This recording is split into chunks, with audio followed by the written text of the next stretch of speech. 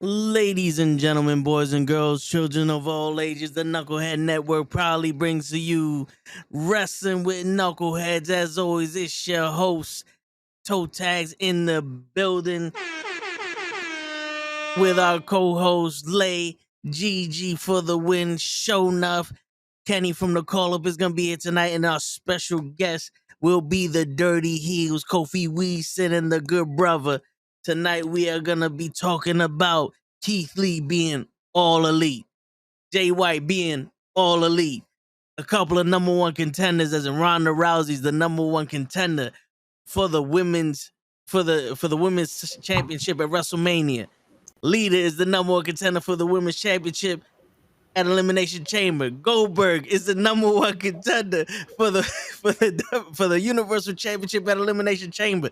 Lay, what's going on, man? I'm telling the people that the WWE got a bunch of return number one contenders, and AEW got some all elites. This is true. This is very true. AEW definitely won that round, big time. Yes, they did, and not for nothing.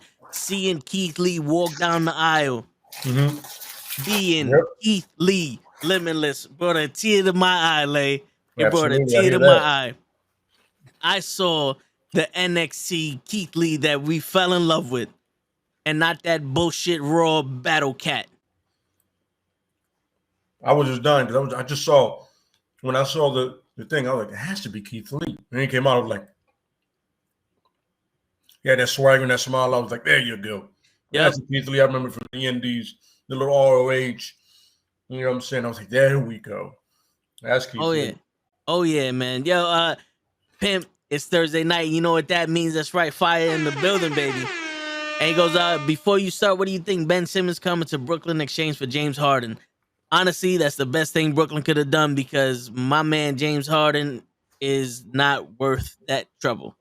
He doesn't show up in the playoffs. Go ahead, Lee. I'm convinced James Harden's never going to win a championship. Yeah. No. He doesn't. Every generation has those players that never win anything. Yep. He was definitely one of those. Oh, yeah. Mm-hmm. You know what it is? He figured out how to play offensively in the foul era. They take away those fouls, and he doesn't know how to play basketball. That's all I'm saying. My man, 20 pounds overweight, doesn't show up in the playoffs. When he was in shape, he has all-stars as teammates, couldn't do nothing with him. Uh-huh. Like my man Chris Paul had TJ Booker like a sophomore in the league, and he went to the finals. James Harden had Russell Westbrook, Kevin Durant, Chris Paul, fucking Dwight Howard. The list goes on and on. Kyrie Irving, Kevin Durant again. Mm-hmm. Like for this, like at this point, might as well throw him in there with LeBron. He play with everybody else. Shit. Yeah, but it's funny because he kind of reminds me of Carmelo in the sense of refuses to play D. And then, like, you get on a team, marinate for a minute, when I go, that's enough. But his ability to switch to other teams is amazing. It's almost like he's leasing a car with the team. Yeah. He's with it for a little bit, especially right now. Like, he went from Oklahoma to Houston. Oh, yeah. Yep. Okay, and then he was going to go to Philly, but now he's here. And somehow he still found his way back to Philly. He was supposed to go to Philly before. All of a sudden he's there. But ironically getting switched over for a guy that refuses to shoot. What are the chances of that? But you know what's funny, though? Ben Simmons went to a team that really don't need him to shoot. We just need a point guard. Kyrie Irving and Kevin Durant can do all the shooting.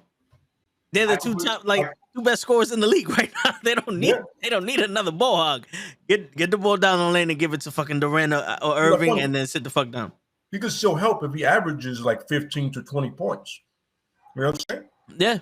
Yeah. Or hit 5 to 10 free throws. Because they're gonna hack the shit out of him. Oh yeah. They're gonna hack the shit out of him when he starts playing again. Absolutely. Because they want him on that foul line to do nothing. He can't shoot. I do the same thing. That was the plan for Shaq was for years. Yeah. Shaq was like, yo, I hate that. Learn how to free throw, bro. You're a professional basketball player. You got nothing but time to do that. No, for real. You know what the crazy shit? Shaq actually said it. He goes, "Yo, I wasn't allowed to leave the gym during practice unless I hit 50 free throws, and I would make them. But the minute the game started, I couldn't hit shit. That's something he got to get over with that shit. But hey, man, that's why they get paid the big bucks, and we're sitting here stating facts. It's funny because he lost. Ben Simmons lost like 30 mil doing that little stunt of sitting up. Yeah, brother. I swear to God, I'd put my life on the line to teach him how to shoot for 30 mil. Right. Give me that 30 mil, and then he's gonna be lights out like Ray Allen. No, I hear you, but you know what? Real quick. But not for nothing. Not only did he lose Philadelphia, but he lost his teammates because Joel Embiid was like, I don't care about this baby shit. Like, my man, that's your teammate. You ain't got his back. Is that your African accent? Yeah. Okay, cool.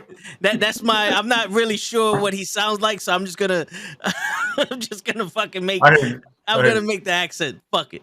We gonna commit, baby. Yeah, we ready. that whole situation, that was just awesome. It was funny because in the best way possible, James Harden and Kyrie Irving started that whole process. Not even Ben Simmons. Yeah. Kyrie, that whole not getting vaccinated thing. Yep. And then James, that you can tell he just didn't want to be there after a while. And Ben Simmons like, wait, I can use that. To get the fuck out of Philly. Like, don't get me wrong. A lot of people should leave Philly, but definitely Ben Simmons. Yeah. But it's crazy how nowadays these players have so much control of where they go. And, you know, more power to them, but it's still one of those things like, yo, but I remember everyone was like, yo, I just want to get into the league. Now it's like, I want to get into the league, but I don't want to play for that team. Where's LeBron? Where's KD? Where's the Warriors? Bro, you're gonna have to play for Houston. Nah. I don't want to build anything. They just want to go in and win something right away. Yeah. No, but it's a lot to do with just the society itself. It's like now, I need everything right now. Yep. Right now, I need to win now. And you're like, dude, you get the experience, and then it's easier to win. You know what I'm saying? Yeah. You know? That's why the super team, everybody blames on LeBron and all that, but it's completely the Celtics' fault. The Celtics and the Lakers. Like, Showtime Lakers wasn't a super team. No, but the Bulls. With Kevin Durant. I'm talking about in the modern era. Oh, yeah. It was definitely KD, Ray Allen, and the truth. Yeah. I'm like, that supersedes a lot of people. You know, when everybody else, look, Shaq went to LA, right? But Kobe got drafted, Eddie Jones got drafted, Nick Van Exel got drafted. Yep. You know what I'm saying? So that's a different setup. You know, when you get drafted instead of traded, you gotta remember the one that runs the official shit like that is baseball. Baseball players get like $700 million for like 5 years, and you're like, break that down to me. How does that work? Yo, for real. You know what I'm saying? Meanwhile, the dude in the cage in front of mad people only gets 600,000. Yeah. And I'm not saying one is more difficult than the other, but I'm saying how often is somebody in the NFL, somebody in baseball getting punched in the face? And it's very unless somebody throws at you, it's very exactly. That's different. You hogging the plate is like little chin action. You got But bro, you know what it is though. A lot of their stuff's impinged on ratings and fan attendance. So they're gonna pay as much as they can to keep someone that's gonna make you buy a ticket.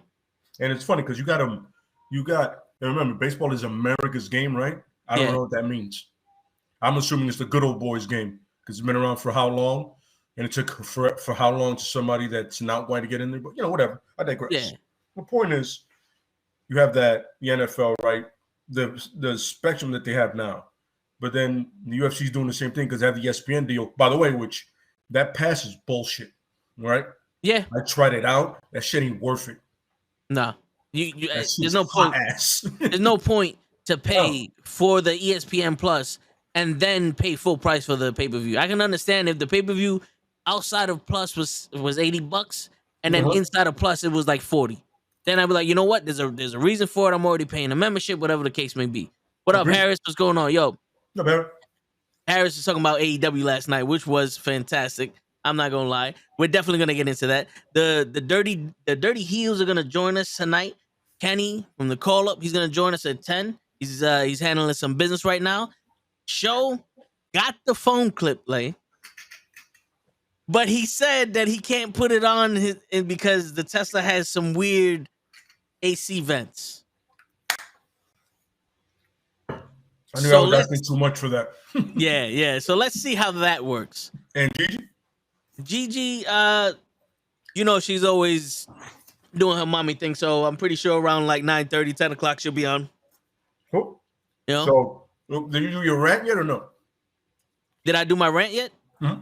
No. You got me. You came in during the introduction. I'm trying to, the introduction and shit. Okay. No, it's all good. It's all good. You came perfect time because right when you got on, I transitioned to you. Yeah, but think about it, Let's compare. Yeah. WWE brings back, let's see, Goldberg, Lita, Ronda Rousey, 3 people. AEW hires 2 people.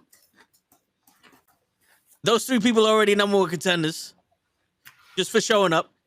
And AEW now is one of those dream match. And yeah, I get a lot of people like, well, Khan can't re-sign all those contracts because he's making new contracts. Mm-hmm. But that's just the way the cookie crumbles, bro. That's how it goes. People get hired and fired. You know what I'm saying? It's not like the WWE goes, I have to let go of Ricochet because Goldberg's coming in. You know what I'm saying? Like that's logical, yeah. Yeah. But hey, y'all don't act like y'all ain't excited to see Keith Lee. Like who is he not re-signing? Yo, Brock was excited to see him. You know what I'm saying? Like, yeah, it's a big boy. Right. Yo, let's do this. If there's one thing I could change about last night, one thing, Lay is destroying those chips. But you know what? So. Shit, somebody fucking got to. It's 2022, February 10th, 1 year anniversary from the first ever Knucklehead podcast episode, baby. Y'all thought I forgot, son. It's the amazing first. That it landed on a Thursday. Yeah. What? Actually, yesterday was. Yeah, I'll take it. But this is the actual official podcast. So I saved it for today. You know what I'm saying? So we're the 1 year anniversary of the Knucklehead podcast, which transitioned into wrestling with Knuckleheads and all the other podcasts and all that. But yeah, man, the one thing I would change from Keith Lee's match is when he launched Homeboy. Oh yeah, he didn't do the scream. I was waiting for that fucking scream he always does. Yeah, I was waiting for it. I was just dying because I was like, that was nice. He heaved him perfectly. I was like. I wonder if he was gonna land in the ring or on the turnbuckles because it looked like he got some good air on that. You know he did. Like I wish I could throw people that far. I was like, we're gonna have to stop talking about Montez Ford. Exactly. My man got some height on that shit. Yeah, like wow. It was between the kids' likeness and just Keith Lee being Keith Lee. Word. Yeah. Yeah. That Keith Lee is a monster, and it's amazing. Just the fucking 10-minute match he had, it revitalized his entire career, and Raw tried to end it. He almost, as sad as this is, because I don't know what he went through when he got sick. Yeah, man. But him getting sick almost like saved him. Yep. Because him going through that whole time of being tortured by Raw could have like fucked him up mentally, bro. You know what I'm saying? He had to fight for his name too. Yeah. I'm like, yo, hold up. Let me understand this correctly. The man made, like, this is my problem. He made himself in the indies. Yeah. He made it and he came up with the limitless thing. The dude is straight on the mic. He has a look to him. You know what I'm saying? He can move. I mean, he has charisma just coming out of the, out of the entranceway. It's like, you're already captivated. Yep. And you're like, this man built all that on his own and you're going to try to take it from him? Yeah, really? That's fucking ridiculous, bro. Yeah. Yo, and it's like, yeah, I was excited. You can ask Cap. I was waiting because at the time he was coming out was the time I'm usually setting up. So I was like, fuck it, I'm gonna take a little longer.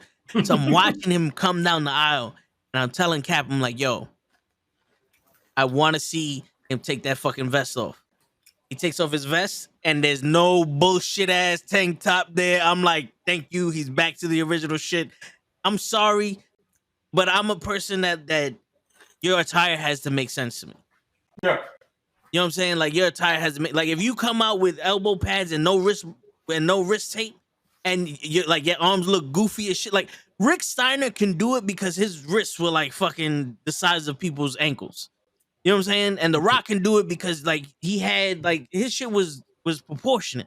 But I'm a stickler for if the shit don't look right, it don't look right. I don't like it. It's like Cap said, yo, you either get me from right at the beginning or in that ring. It's like, yo, captivate me from right when you're coming out or when you get in that ring. Otherwise than that, you're gonna lose me the whole time. Yep. And yeah, man, I was excited to see him. Keith Lee. There was no shred of WWE on this guy. No. I mean, the way his swag and the way he came out, you're like, oh, that's the guy we all knew. Yeah, now he's back.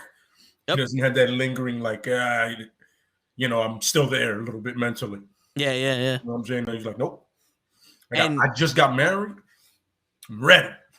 And it was beautiful. Everybody's like, bask in his glory. And he said, fuck it, baby. Come on, bask in my fucking glory. Everybody. He did it a little off beat, but you know what? We forgive him for that. Hey, man. He's a little rusty. What do you want? I hear you. It's been a while. But let's transition over to, we're going to revisit all these topics when our guests come on. But I want to get into Goldberg. Mm-hmm. Yeah. I've been saying Goldberg for months now. I mean, you hear it and you don't want to believe it, but you know it's coming. Yeah. First of all, they're timing it with these blood in the sand shows with him. It's like every other one he's in there. You know what I'm saying? Yeah, that's what they do. If anybody's wondering what I'm talking about, is Elimination Chamber. In by the way, once again, irony of Elimination Chamber. In those countries, look up the history. You'll understand exactly where I'm coming from because that's ballsy by both sides to actually do that. Yeah. But you're like, first of all, Toes made this very clear. Toes already the number one contender. Yes. Been for a year now. Yeah. But 580 days or some shit. Yeah, you can show up and get a title shot, not win anything, not the Rumble, not a tournament. Not limited chamber. You can literally show up if you're a legend and go, you're next. I'm like, what have you done? Like, look, not a fan of what happened with Seth Rollins, but he is an active wrestler. He's there every night. Don't understand it, but it makes more sense for Rollins to get one than Goldberg. Yeah. And you know what's crazy? When Goldberg came out, I knew this was gonna happen. You know what I'm saying? You can't keep a secret in the WWE at least. You can't keep a secret to save your fucking life. Like if they knew who killed Kennedy, we would know who killed Kennedy. Somebody would leak that shit. Yeah. Like you don't give the WWE the nuke codes. We would know it. That's all I'm saying. Yeah. There's nothing important going on here. But when Goldberg came out, I was literally like, good. You're not wasting your actual talent. Yes. Because for a 2-week turnaround, because Blood in the Sand is what, next week? I believe so. Yeah. So for a 2-week turnaround, you would have to come up with the dumbest fucking story. You would have to come up with another Seth Rollins storyline. Yeah, like somebody out their ass gets the title shot. You're like, yo, but he hasn't been on TV for 3 years. How'd just give him a title shot? Yeah, and the crazy, they did the same shit with Lita. They did the same thing with Lita. But I'll tell you one thing though. Like I said to Cap, the difference between Lita and Goldberg is Goldberg was a WCW guy that came over and didn't really work out as well as they wanted him to. Absolutely. Because Goldberg, even when he was in WCW, is a nostalgic act. He's Andre the Giant. You come in, handle your business, and leave. They gave him the title. I honestly had no problem with the way that they took the title from him because it still showed like, yo, you needed to cheat to take it from this unstoppable man. Mm-hmm. And then when they started doing all this extra shit with him, It's like, all right, you see, he's not made for that. I don't blame Undertaker for almost dying in the ring, but I blame Undertaker for the match, how the match was supposed to go. Because how do you expect this man at his age to go the length that you go when you average a fucking 35-minute match? But here's the thing is, first, when Goldberg was first in WCW, his matches were 3-minute tops, if that. But then that's the way they structured his matches, and he never got the cardio to go any further, or he never had the skill set to go any further. Yeah. That's like, yo, that's pretty much like being, it's like some Ben Simmons shit. Related it back to that, it's like, yo, this is what I'm good at. This is the only thing I do. Yeah. But my man, if you learn more, you're a better player. Yeah. Oh, but this is how I'm built. I don't want to come out of this anymore. You're like, so you're not limitless. You're gonna limit yourself. So Goldberg can never do an Iron Man match. No. And literally, once he got it like 50 matches in on his winning streak, you're like, oh. And then he had that match with Regal, where Regal really exposed him on some, he doesn't know shit. Yeah. He's just brolic. So right, let's remember, this man is not built for this as if. I mean, it doesn't matter the age. He just wasn't built for it. You know what I'm saying? Then, when he's 1,008, you take a point, go, yo, let's take him to the limit. I'll be like, first of all, have you seen the tapes before? He never could go to the limit. I remember when he was in the thing, what's it called? What up, girl? What's it called? The name of that thing? The Elimination Chamber? Yeah. Where he was ass? Oh, yeah. Yeah. You know what I'm saying? And during the Reign of Terror, you're going to amplify that with his age? And then he concusses himself? Yo, the Undertaker should have been like, yo, listen, if you want him to spear me and pin me, that's fantastic. I just don't want to die here. But you know something, though? Like, imagine what's going on, Eric Travis.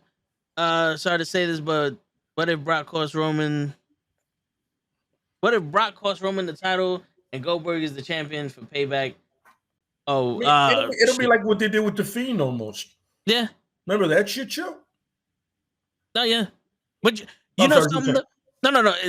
I completely agree. But honestly, the way I would have booked the match with Undertaker and Goldberg, the opening segment, spear, sit up.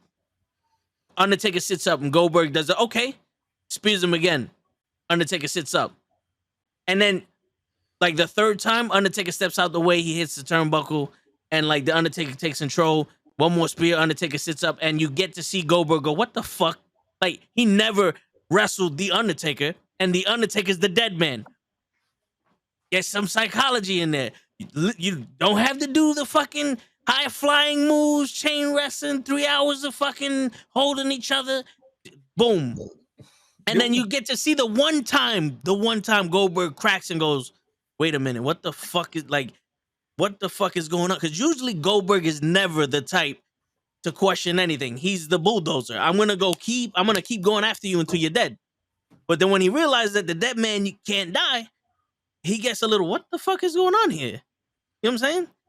And that's how I would play it. And then have, like, the Undertaker tombstone him and shit, and then go about your business. Yeah. No, I mean, I would have rather you book that match and done that and told them. You could have done it better than them. I don't know who. First of all, who planned out that match? That's what I want to know. Like, I don't know. Who in the back planned that out? You have to know that. I do, but all right, because I'm seeing what Eric said. Which one? The second message with Seth Rollins? Yeah, Seth Rollins. So all right, so the thing with Seth Rollins is, first of all, I've made it. I'm going to say that. I'm going to keep it short because I've said this before, and it's pissing me off that it's still happening. So Roman is now mentally weak, and he's an idiot. All right? Yeah. Then that same night, he turns around and he fucks over Brock. So, you know what I mean? And Seth never earned a title shot, and I understand they probably want to do that whole, like the WrestleMania repeat, like get him in there somehow. Yeah. Don't. Brock is gonna leave after WrestleMania, right? He's gonna be gone. Yeah. And then Seth can come back with the mind games. You didn't do it then. In all honesty, this WrestleMania is just what was it, 36 or some shit? It's the repeat of the other WrestleMania with Ronda Rousey and fucking Charlotte and Becky. It's a repeat. We're getting the same shit over. nobody with those three guys has to be protected. Rousey clearly has to be protected. Yeah. And promos, wrestling matches, intelligent life. I don't know how she's made it this far, but whatever. I digress from that. That's part of my rant. I'll get back to that. But the point is, you don't. With the three individual named, all three of them can have a match with somebody else on a WrestleMania card, and it can literally be main event caliber, not the main event. You know what I mean? Yeah. And you put Seth, Brock, Roman in separate matches with other people, which you have wrestlers. There you go. You know what I'm saying? You can build up your card instead of jamming them together. That just makes no sense. You know what I mean? You're wasting talent as you're doing it. You're like, all right.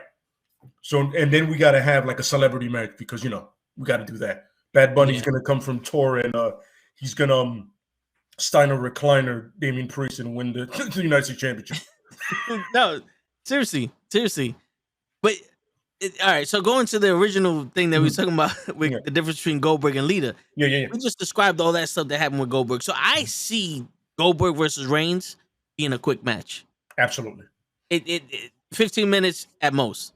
Yeah, because you don't want to put a Roman in danger. Yeah. No, that's true. Especially after the way Goldberg treated Undertaker. Mm-hmm. But in all fairness, Roman is in his prime. True. He's a lot lighter than the Undertaker, and at this point, more agile. Absolutely correct. So he will be able to protect himself if need be. You know what I'm saying?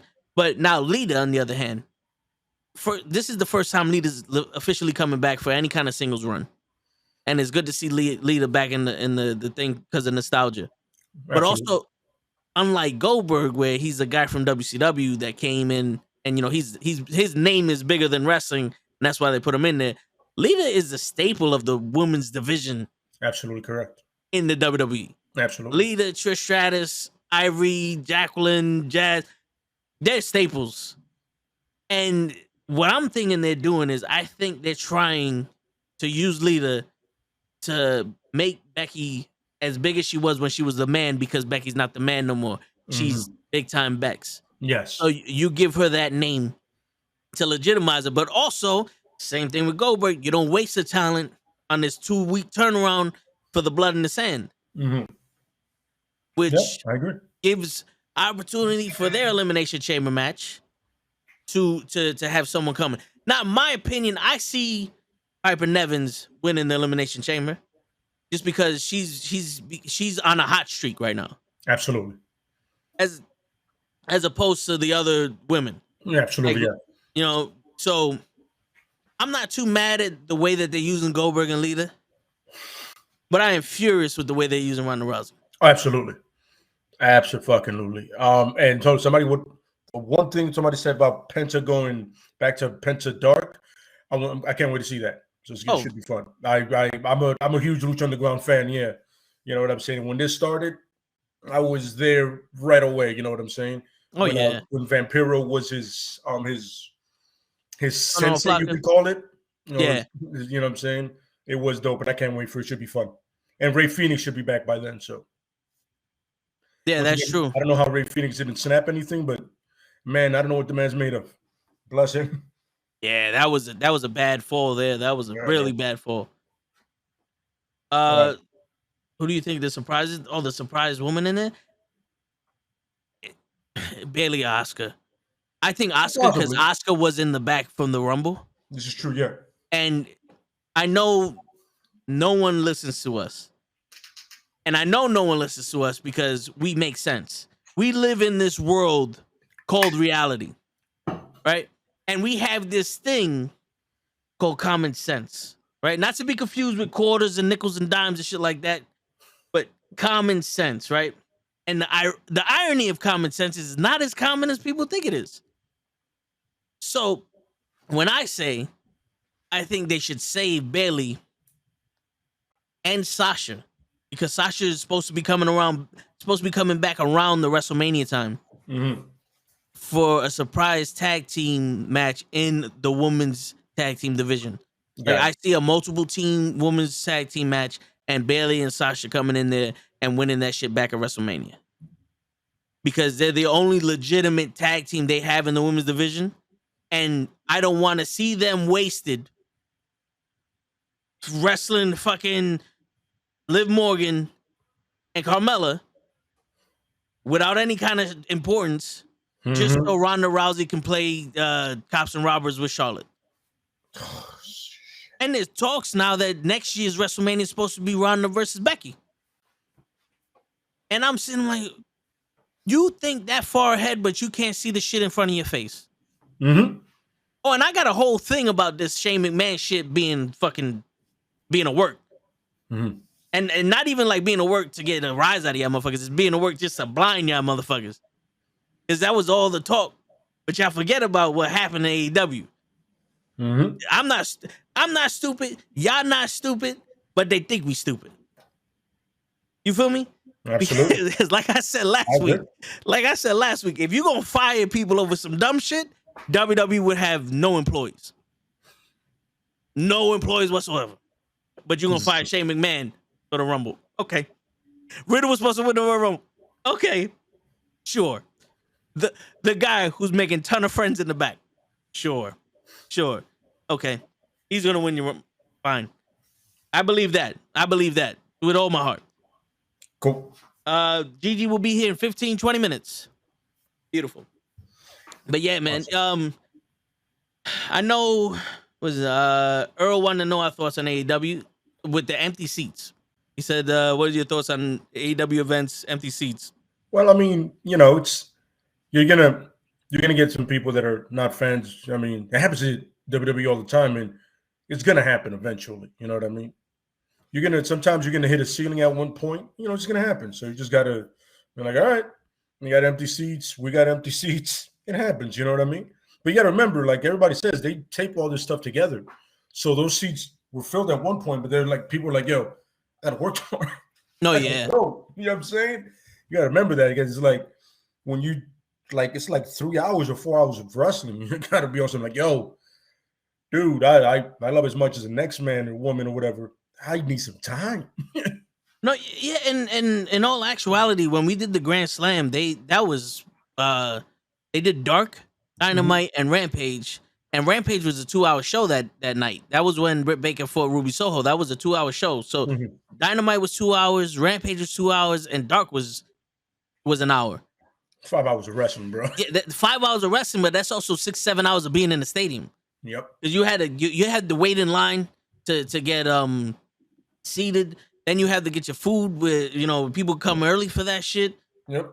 It's taxing on people, and especially when you come there to sing Jericho's song and to possibly see some 1 or 2 people wrestle and all that. Because I'm pretty sure a lot of people went there to see either Jay White, Will Ospreay, or Keith Lee show up. And when they saw that, then they saw the death match. It was like, yo, I'm not really into Rampage like that. I can give a fuck, and they leave. Like they're hardcore wrestling fans, but there are a lot of fans that are just there for certain wrestlers. Very true. Yeah, I've seen some people go to events and be like, all right, he's there, and then leave. I saw him. You know what I mean? Yeah, man. Yo, what's going on, Jordan? And somebody was with the Penta thing. I feel like the House of Black may just be using Penta and Phoenix, and then still want Pac, the bastard, because I mean, he would fit more than anybody else in that thing. You know what I mean? Oh yeah. Even though the lack of tattoos, but still he fits. Yeah, this is true. And he has that. He has that same. How do I say it? He has that same aura around him that they do. You know what I mean? He fits. Yeah. He fits in that glove perfectly. If we're gonna use that analogy, but he fits it. He fits it. Yeah. And I feel like Penta Dark is a great way for him to get to the title. Just start breaking arms all the way to it. If you have any kind of intelligence, you'll let a guy like Adam Cole win it, right? Because he can do face and heel, right? And have his run. And right there, as he's doing it, and Penta's like, yo, I want that title, and just start breaking arms. Yo, Young Bucks, that dude that chills with them. Jay White, put him in front of me. I'll start doing Roppongi Vice as just an example of, doesn't matter. They all get it. Because that's what he was doing in underground. Oh, yeah. They all get it. Yeah, he didn't give a fuck. Men, women, children. He was the peacemaker of that place. Didn't matter. That's true. Rick Perry goes, "Sup toe, sup lay." Sasha teased the feud with Mickey at Mania. I think they're teasing a feud with her and Melina. Because a lot of things I'm seeing like on social, because I follow them both. A lot of the stuff I'm seeing is like posters of imagine if Melina fought Sasha, because we got 10 seconds of it during the Royal Rumble, and not for nothing, Melina was the fucking Divas champion. Melina was not somebody. She wasn't Summer Rae. Like let's get the shit straight. Summer Rae wasn't a wrestler full time. She was a valet. Yes, she was. You know what I'm saying? That's like Miss Elizabeth or Vicky Guerrero coming down in the Rumble and getting a spot over Melina. It's like, yo, I don't understand where you're coming from here. Melina's an actual wrestler. Now, if she was on I can't be here for that long, so I'm just going to show up and get eliminated and leave. I get it. I don't know what they worked on. But from the vantage point that we have, and remember, we can only tell you what we see. What we see is what we judge, and what we judge is what we tell you. Right? So until somebody says different, what I'm seeing is you wasted Melina's time there. Absolutely. And now you want to tease a match between her and Sasha. Yeah. That match would have been way more anticipated if they would have went 2-3 minutes. Melina would have hit her. Because it's obvious. You do more if you let Melina eliminate Sasha. I mean, that's how the heat gets started. Because it's obvious that Sasha was able to at least go a little bit with her foot injury, because she stayed in there for that long and she wrestled. Now, if Sasha was hurt and she wasn't supposed to be touched, and that's how she did the Rumble, and she was like, yo, I'm just going to stay in here for whatever to, because I'm the name, and didn't do nothing, like, all right, they're protecting her. But as of right now, it's like, you wasn't protecting her. You was the gimmick. You was the joke of the Rumble. Yeah. Absolutely. I completely agree with that. Rick goes, I'm new here. Yo, appreciate you stopping by, man. Everybody's family, bro. Appreciate you commenting too. Everybody that's watching, don't be afraid to comment, ask questions. We engage 100% with everybody. Jay White is amazing. He can cut a promo and get it. Yeah. Once I saw Jay White show up and he wasn't in wrestling gear, I was like, hold on, wait, the guy that was signed is wrestling homeboy. That's when I hit. Yeah, I was like, I told you there was 2 people he signed. Absolutely. I mean, you could tell, like, you just can't do one thing. Like when they did with Punk and Bryan, it's also like, got to space it out. Yeah. Well, actually, Carisha, I apologize. When they did Danielson and Adam Cole, they were like, they didn't space that out, but it was still 2. You know what I'm saying? It's still 2. So you know what I mean? Yeah. Oh yeah. But no, yeah, it was dope. And right now, AEW's winning on wrestling. Yeah, yes. Yeah, because as much as we was talking about it last week with Dream Match Wrestling, with the lack of diversity of like the Pride and Powerful and all the other shit, at least they're giving us wrestling. You know what I'm saying? And that's what I want. You can do. 1 second, be right back. All right, no problem. You can do all the stupid shit that you want, right? But if you're not wrestling at the end of the day, what am I watching this for? Like, I know people make jokes that wrestling is like the telenovela of for men and shit. Like, you know what I'm saying? it's the soap opera. It's a weekly soap opera. It's a live soap opera shit. And I get that. That's true. It does have some soap opera shit in it. The story outside of the wrestling, yeah. But you cut out the wrestling and just give us that. At this point, we don't watch soap operas. We watch wrestling. So give us some wrestling. That's all I'm asking for. I'm just asking for some fucking wrestling. And AEW's giving us wrestling.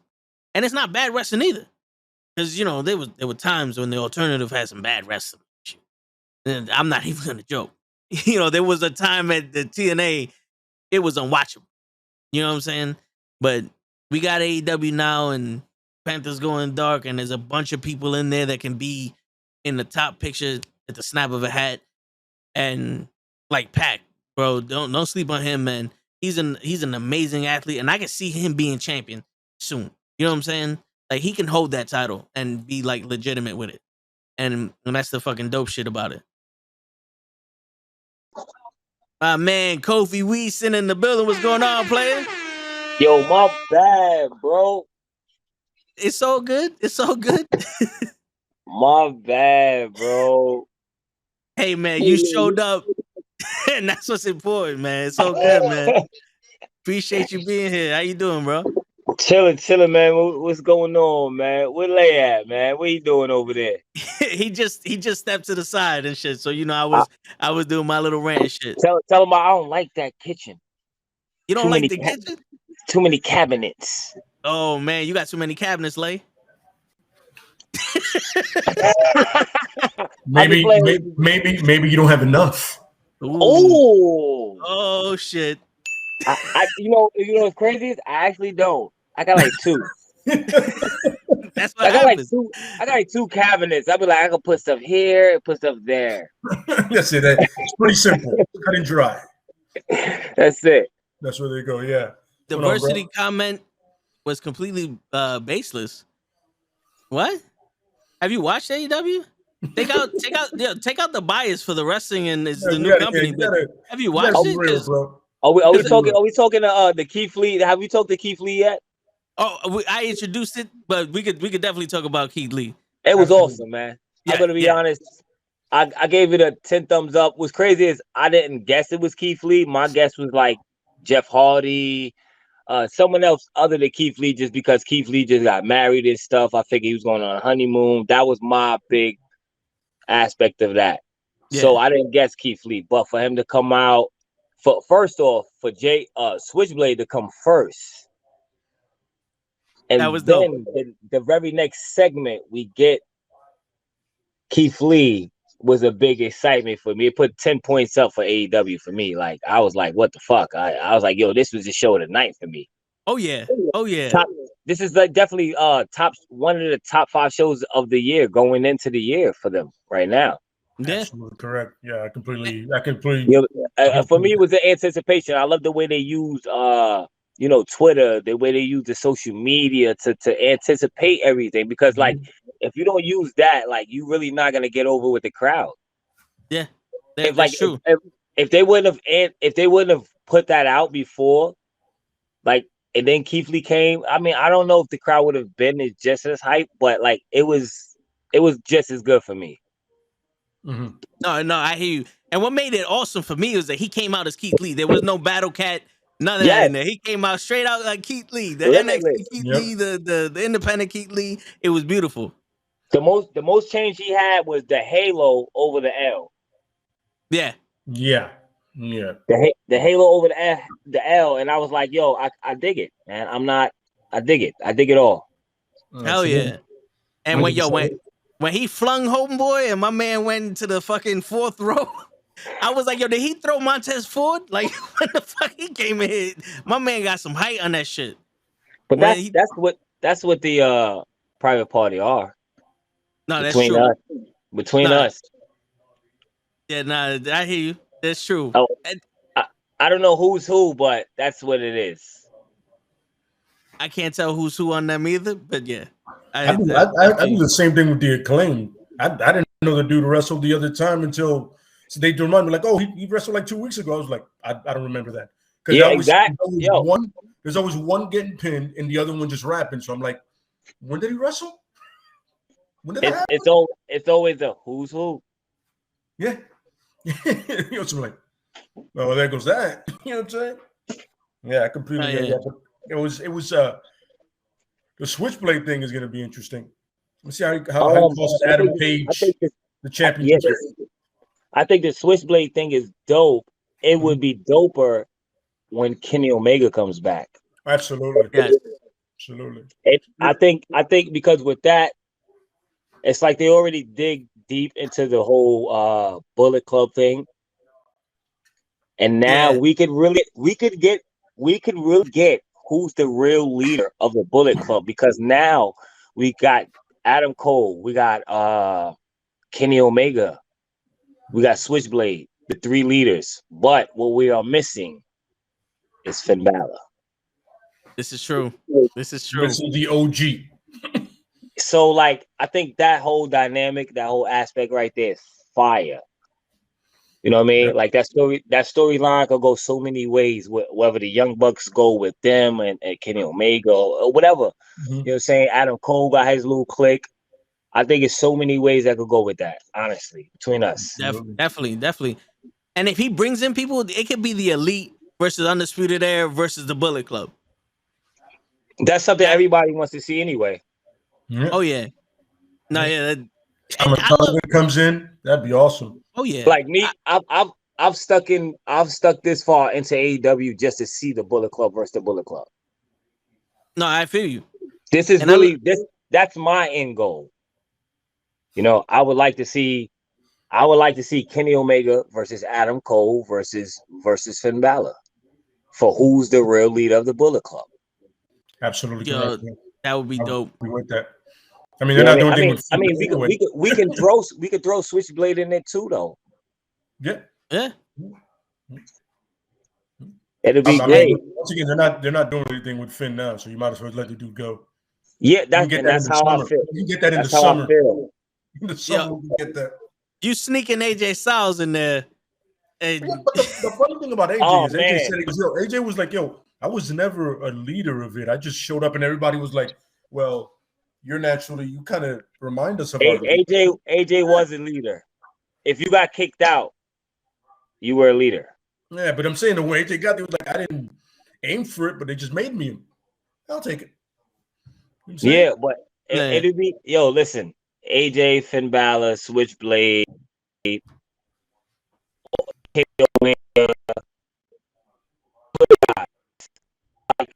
that's my goal for AEW.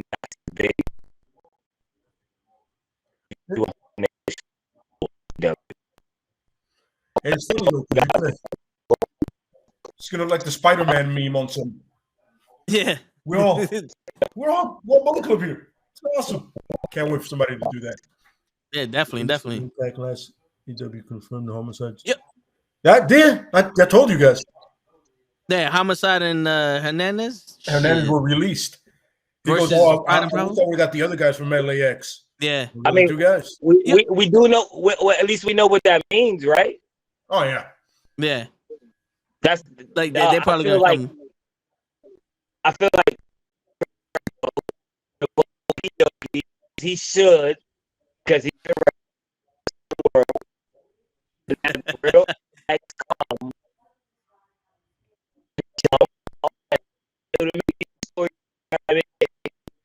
LAX even bigger than they are, and it would give an Ortiz aim instead of calling them Santana Ortiz. True. You know what I mean? True. You could really you could really call them. Now you could ever call them LAX or some type of name. I mean, Proud and Powerful is cool, but I think it's corny. It's too long to say, bro. I'm not even gonna lie. It's mad long to say.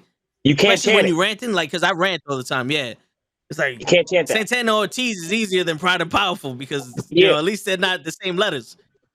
But Santana Ortiz is corny too because you go like, I don't know, just I don't like it. It doesn't sound like a tag team, yeah.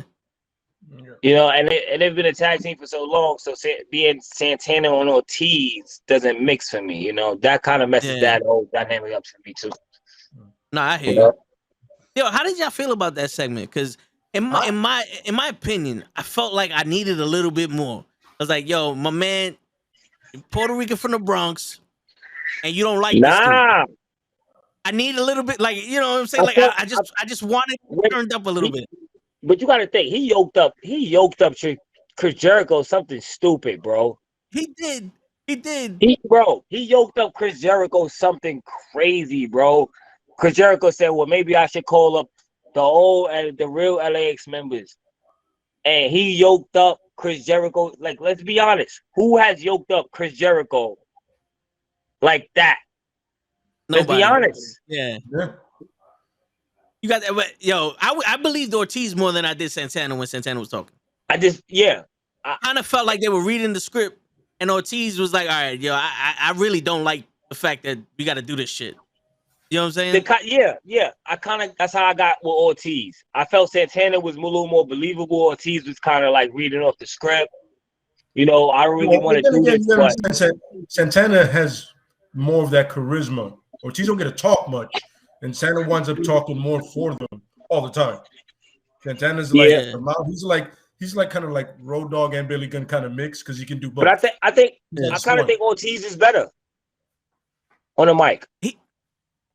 He won last night, just challenging Jericho and Hager. He did win me over with that. Nobody remembers him either. Don't feel bad. Yeah. Nobody swagger. Nobody remembers swagger. You never say his fucking name. No lie to you. I'm gonna tell you the truth. I forgot he was part of the Inner Circle. Yeah. He came out. I was like, what is that? It's not even that. I think everybody forgot the Inner Circle was a part of the Inner Circle. This is true. Unless there's like more than one guy you're wrestling. Let's be honest. Because Sammy Guevara went and did his own thing. Yeah. You never saw the Inner Circle unless Jericho was on commentary.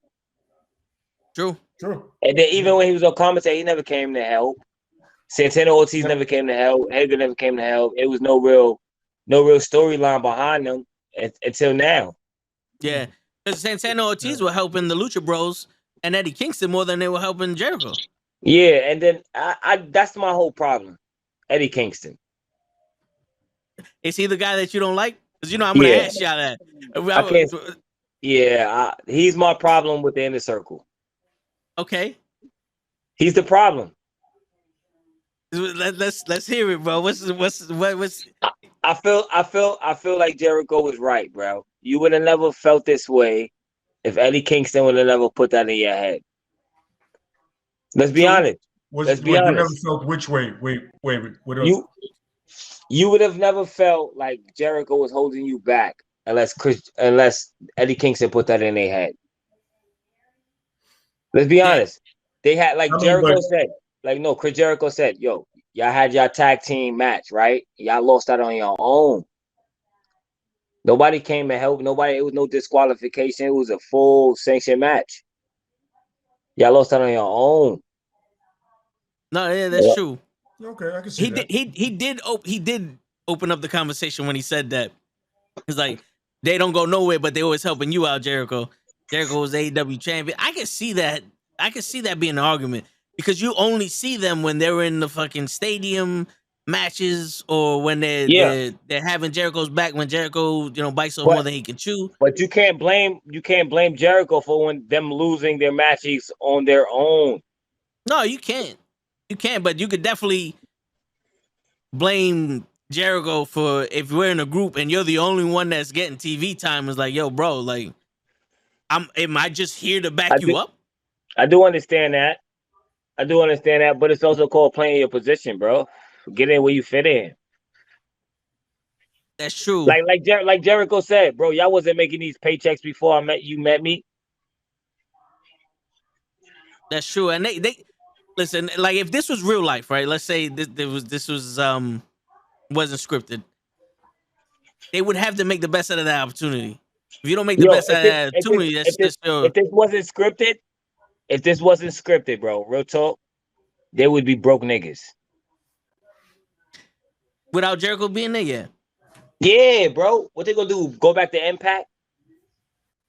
They'll probably still be in the AEW, but they would make a name for themselves on the indie scene and go back to Impact and go ahead. But the best they could do is go to WWE, and that would be the best you could do after you leave AEW, and that'd be the worst you could do after you leave AEW. For real, because they're gonna be selling vacations just like the fucking the colognes. The colognes. So there is no real ceiling. Yeah. After Jericho, there's no ceiling, bro. That's your ceiling, bro. That's it.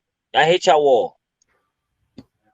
All right, I believe they could be greater than what they are now. It's just they're not put in the position. They're not put in the position right now. It's over.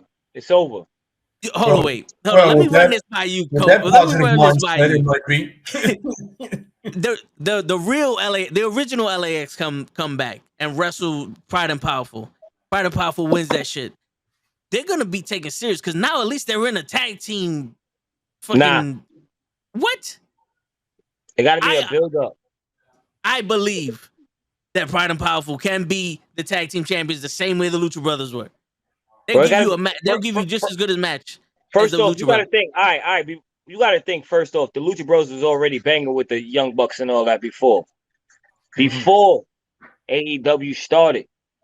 The Lucha Bros and the Young Bucks was already banging, so they had that beef. They had that reason why they should get the tag team champions. LAX right now is just in a wing, bro. You know what I'm saying? They just some niggas out. They don't really got a real foundation.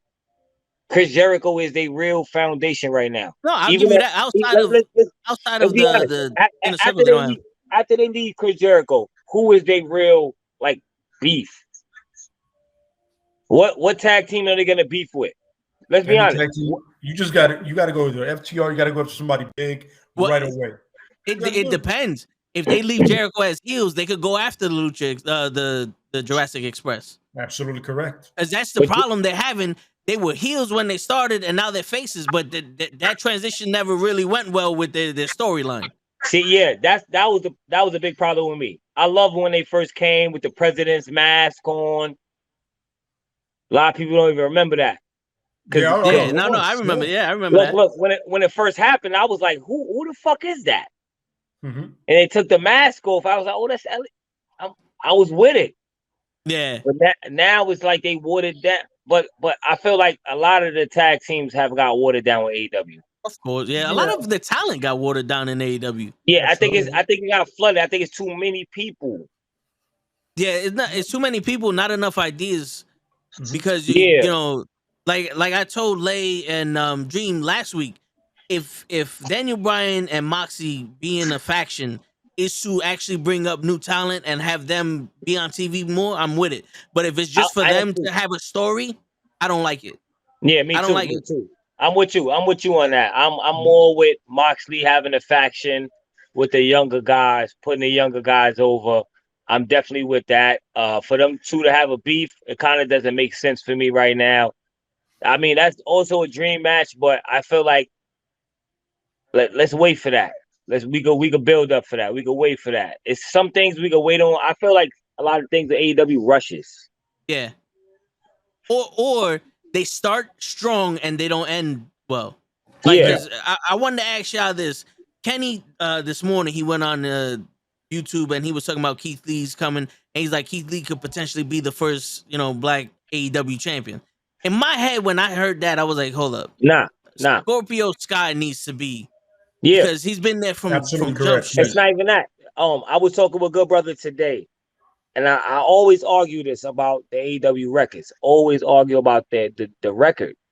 Because if we look at the record between Scorpio Sky, if we really look at the record between Scorpio Sky and MJF, they have the best record in the last 2 years. Yeah. Scorpio Sky and MJF. Scorpio Sky is over MJF by like 2 matches. And he did beat Jericho a couple times too. Yes. So why hasn't he gotten his championship title? Why isn't he like one of the main? You know what I'm saying? Like it's a lot. Yeah. It's a lot behind that record. Trust me. Even with the female records, I always argue. You know what I'm saying? You got all these females on Dark. It's a lot of women on Dark. Like I always argue about the record, man. I always argue about the standings. Yeah, they make sense, but they don't make sense. Yeah, absolutely. You show us power rankings and nothing moves. I'm like, what does it matter? If you want to be honest, about the standings, Proclaim probably should be the tag team champions. Yeah. If not the Proclaim, you got so many other.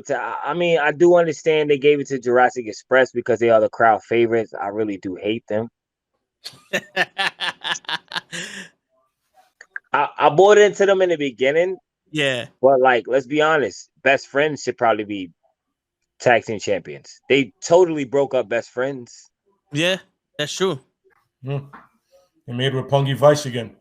Yeah, so I don't really. Well, I mean, I like Roppongi Vice, and I've seen their talents outside of the United States. So I'm like, I can see it. The reason Beretta is in AEW is because he was part of Roppongi Vice. Make no mistake about it. See, but my thing is, how how do you give people like the best friends and then you try to capitalize off the best friends of fame? Yeah, but remember, the best friends now apparently part of Chaos from New Japan. I don't know how that works. So weird. I don't either, but I don't know how it works. I like the best friends with Orange Cassidy and stuff. Like, it was a little much when they put Orange Cassidy, so I was like, cool, and I accepted it. Yeah. But now they put the other kid and Rocky Romero. It's a lot for me, It's a lot. Oh yeah. It's true. It kind of destroyed the gimmick of their tag team. Yeah. Like I can understand if they changed the name and the best friends was a part of this faction, but when everybody's the best friends, it's like they're kind of like now Trent Beretta and this dude. It's like they're not best friends. Yeah. It does. Yeah, I definitely can understand that shit. But they're one massive comedy act. So the best friends are. With only one series, but they're one big comedy act. That's pretty much what they are. Yeah, with only one serious wrestler in there with Orange Cassidy. Yeah, so, I mean, if you want to call him serious, yeah, whatever, I'll take it. On the basis, his gimmick is silly. It's true. No, it is. But it's serious on the basis of they actually letting him win and being in, predominant. It sells merch. It sells merch. It does. Oh, I mean, a shirt of him on a shirt of him on a shirt of him on a shirt. It's perfect. Look, you know how I know it sells merch? Because I went and copied it and put it on a shirt myself. Yo, speaking of shirts, bro, I'm happy you dressed up for us. I feel honored. I feel a little underdressed. I'll be honest. I grabbed the first T-shirt out of my drawer. I didn't notice. I did the same thing. I didn't notice it had a bow tie on it until I looked up, and I was like, "Oh, that's pretty cool."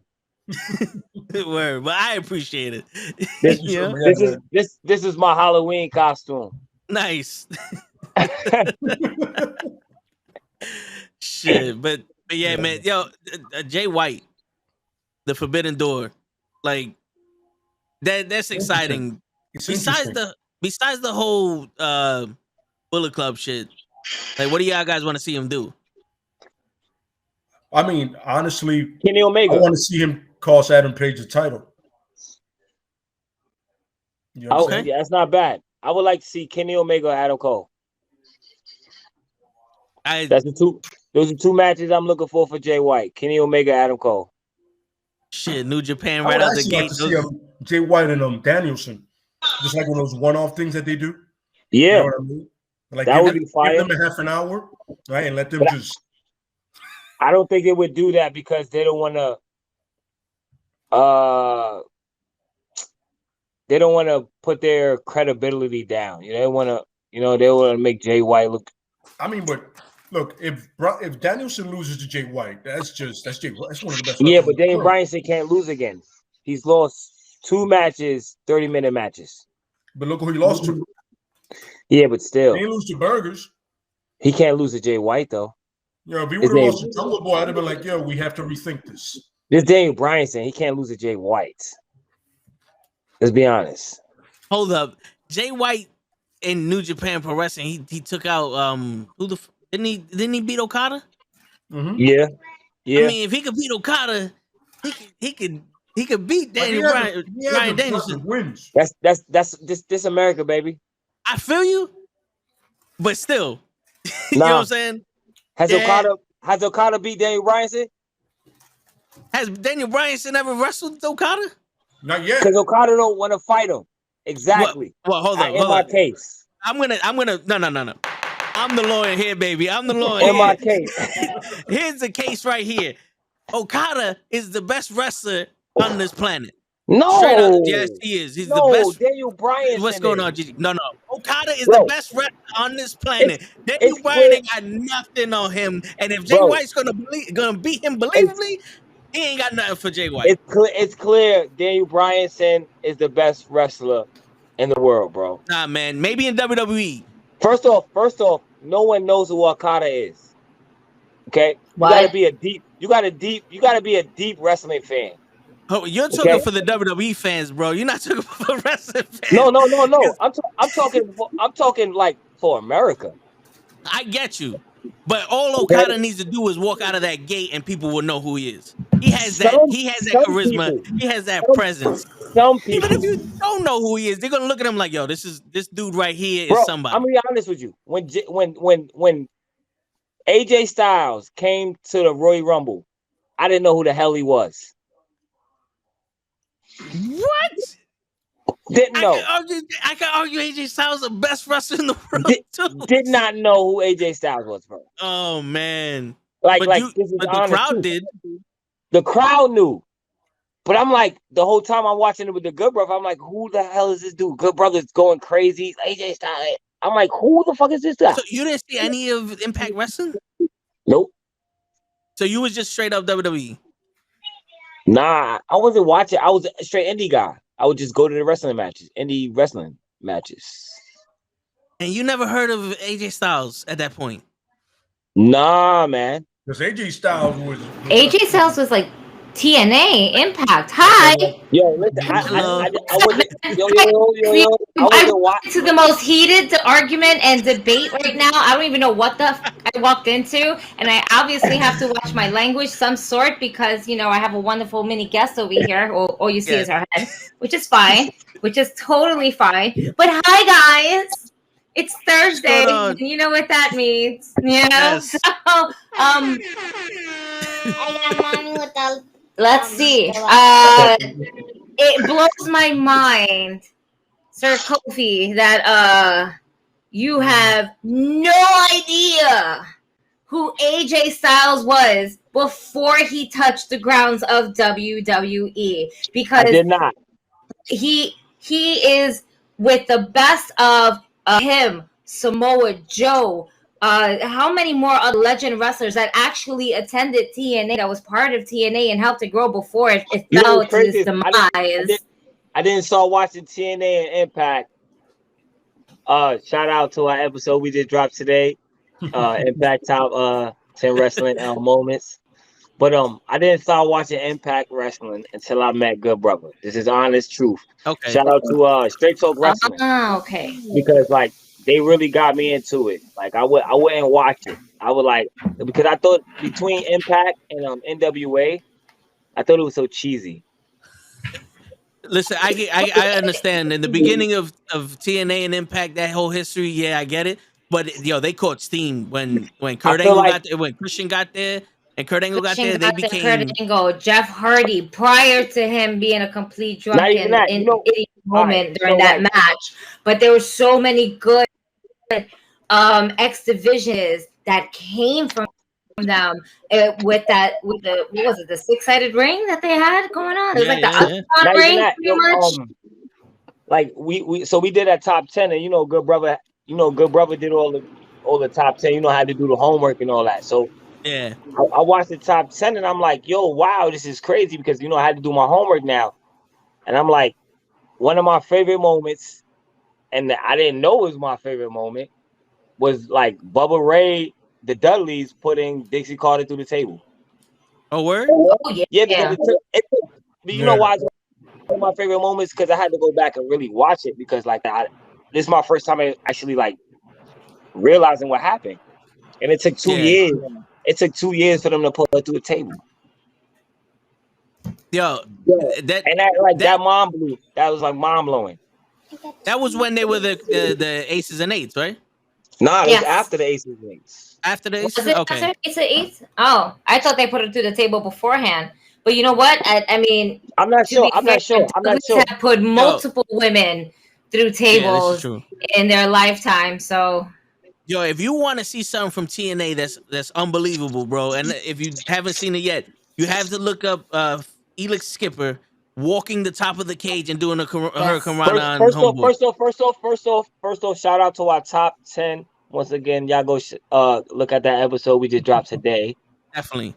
That is on the top 10, bro. Okay. Awesome. There it is. So you are being taught well. I got you. Listen. Shout out to the Good Brother, man. Oh, shout out to the Good Brother. Elix Skipper. He walked the rope. He walked the gate. The the cage and did the Hurricane Rana. That he did. Very underrated. And it was impressive as hell. That was Elix, Daniels, and low key. There was Triple X. Yeah. Really quickly. Rick Perry basically said, no, Aces and Eights started in 2012, and that Dixie Bomb was 2015. Okay, good luck for that. Okay. Appreciate that. Some knowledge out there, some numbers. Hey, I'm glad he know everything, right? Yeah, that's the link to that channel for everybody who wants it. The YouTube channel. You go drop go see the show, their video after you watch this podcast. Yeah, after you watch it, go check that out, man. You never had too much wrestling in your life. No, for real. Never. But yo, dude, there were plenty of times when TNA was like unwatchable. When Hogan and Eric Bischoff went there, it went downhill quick. But before all that shit, yo, they were considerably a lot of people's choice of wrestling.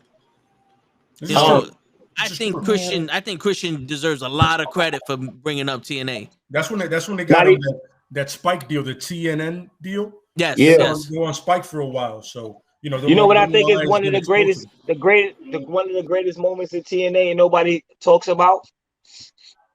Stinger, Joker Stinger. Oh yeah. Yeah. When he did that little thing with Jeff Jarrett. Yeah, I don't know if you remember. Hogan, I feel like no one gives that credit. Be right back, folks. No, yeah. But I don't know if you remember when Jeff Jarrett challenged Sting to a tag team match, and he always was pick a side. And he would pick a side like, yo, I guess Lex Luger's not gonna be my partner, and then this guy's not gonna be my partner, and Scott Hall's not gonna like that. I remember that. And then you had Jay Lethal and Ric Flair, the iconic woo off and shit. Yeah. Yeah, there was plenty of iconic moments there. I don't keep up with TNA now just because I don't have access. When TNA first started, I hated Jay Lethal. I still hate Jay Lethal to this day, but I hated Jay Lethal. You hate it, you don't like black machismo? I couldn't stand him because of that. You know what? You know something? I completely understand your stance on Jay Lethal. He phenomenal athlete. There's just something about him is like something about him. I'm just not a fan though. Yeah, it's like you're not catching me too well. Like you got debate and I'm getting nibbles, but you for some reason you just can't get me on the hook. I get it.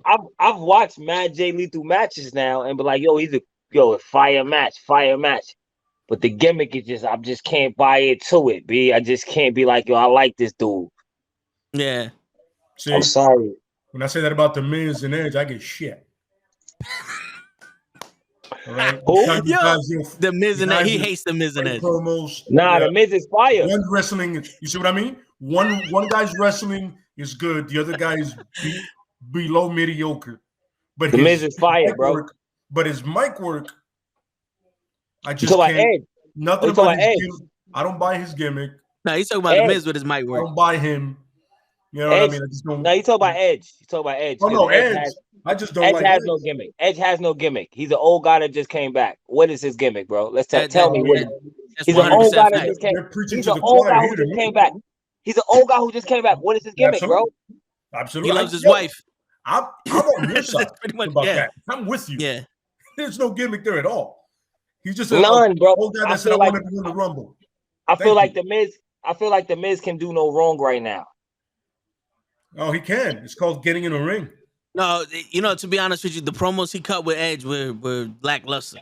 And I kind of blame that on Edge because every time the Miz was trying to get a point across, Edge changed the subject.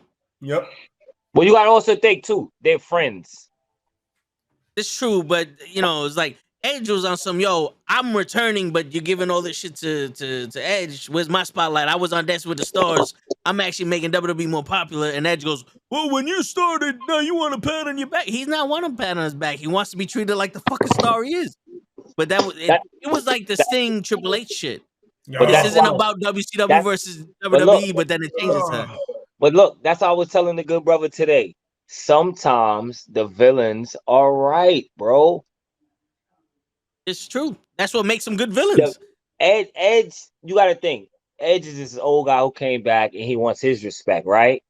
Yeah. But the Miz is this guy who's been here this whole time and demands his respect also. So who's really wrong? And this is a great dynamic. I think the WWE could have built this situation a lot better and made it a real better beef than what it is. You know what I'm saying? It could have made it a real personal beef. They could have taken some personal shit and made it real personal. I hate that they introduced the wives, because I'm not a fan of that. You know what I'm saying? But I think it could have made it a real dynamic beef. You know what I'm saying? Like Edge and the Miz. Like, come on, the Miz is a great on the mic. He's a great performer, regardless of the situation to me. You know what I'm saying? Don't do that. Don't do that. Don't do that, Larry. I'm sorry. You had me when you said Mike. I always give him this props for being like, Mike, the Miz could turn people around to hate him right away in no time. The Miz is a great wrestler, bro. Don't do that, bro. The Miz who has the Miz hurt? Who has the Miz hurt? Huh? The Miz hasn't hurt.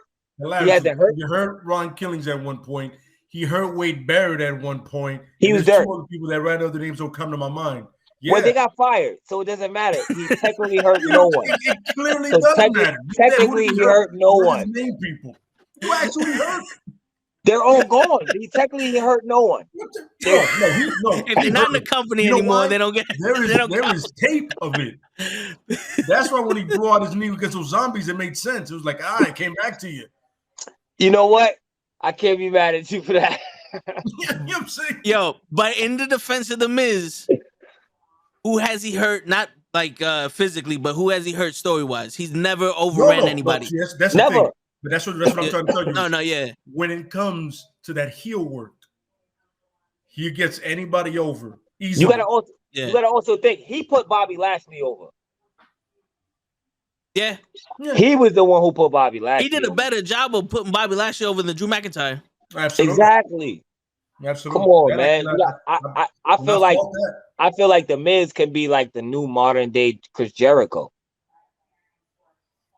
But the problem is with that is you would have to be able to wrestle great matches. Yeah, that's the one thing he'll lack. You know what? I'm not gonna be mad at you. Yeah. He wouldn't give you the 5-star matches that Jericho would. Let's put it like this. If somehow he can sneak in talking during the matches, he'll pull it. Kind of remember when Punk was in the Royal Rumble and he would cut a promo after eliminating somebody? Yeah. Kind of like that. Kind of that deal. You know what I mean? The 2011 Royal Rumble, I believe, where he was straight edge and he was probably the best heel in the company at the moment. Yeah. WWE is not about that life anymore. Oh, no, I know they're not. Nah. I mean, if you watch 20 minutes of Monday Night Raw, you go, this is what we're doing now. He kind of watches 20 minutes with us. Yeah, I actually do. Yeah, so he sticks it out with us sometimes, and it's beautiful. But it's you're like, oh my god. Honestly, they've been the only reason why I've been watching Raw, and then I got my homeboy Ramble Mania. Shout out to them. Only reason why I watch NXT.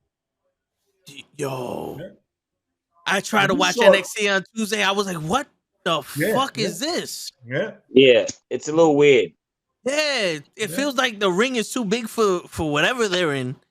And all those colors distract from the match. It's the colors for me. That's exactly what it is for me. It's the colors. You see they got Dolph Ziggler down there. Yeah.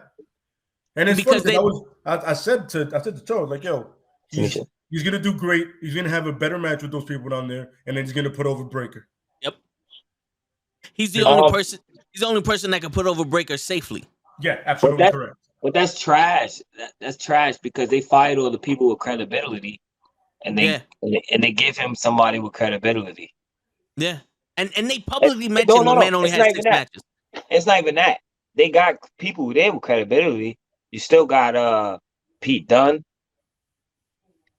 You still got no, they don't have Johnny Gargano. It's a couple people there. It's a couple old cats there. You still got LA Knight. You know what I'm saying? It's people there you could really set up for real beefs. It's a lot I don't understand with NXT. It's a lot I don't understand with NXT. That's why I don't watch it. Yeah. No, I don't watch it either because of that also. Like, to me, it seems like the kiddie version of the WWE. Yeah, it's just like it's a. Don't get me wrong, it's a couple characters I do like. I do like Carmelo Hayes, and his partner. His partner, what's his partner name? I like his partner. Smith? Something. I like him better than Carmelo Hayes. I the other way around. I've been praising Carmelo for the longest. I was like, yo, that dude is good. I just hope when they call him up, they don't destroy his character because it's a good character. You know what I mean? No, I think his character is corny. I mean, it's WWE, bro. I think what works for him is that he's a pretty light skin. I think what works for him is that he's this pretty light skinned dude. Carmelo Hayes, I can see that. He's acceptable for the WWE. Is that what you're saying? Yeah, because the Will Smith, Will Smith of wrestling. Did you just call him Will Smith of wrestling? His tag team partner is called Trick Williams, by the way. Trick Williams. I think Trick Williams has more street cred. First off, I like Trick Williams better because it seemed like Trick Williams got the street cred, and then you got Carmelo Hayes trying to come from the streets, and for me, when I see characters that try to come from the streets, the Street Profits, I want to know your beef with them. That's because they're not. The cat's name.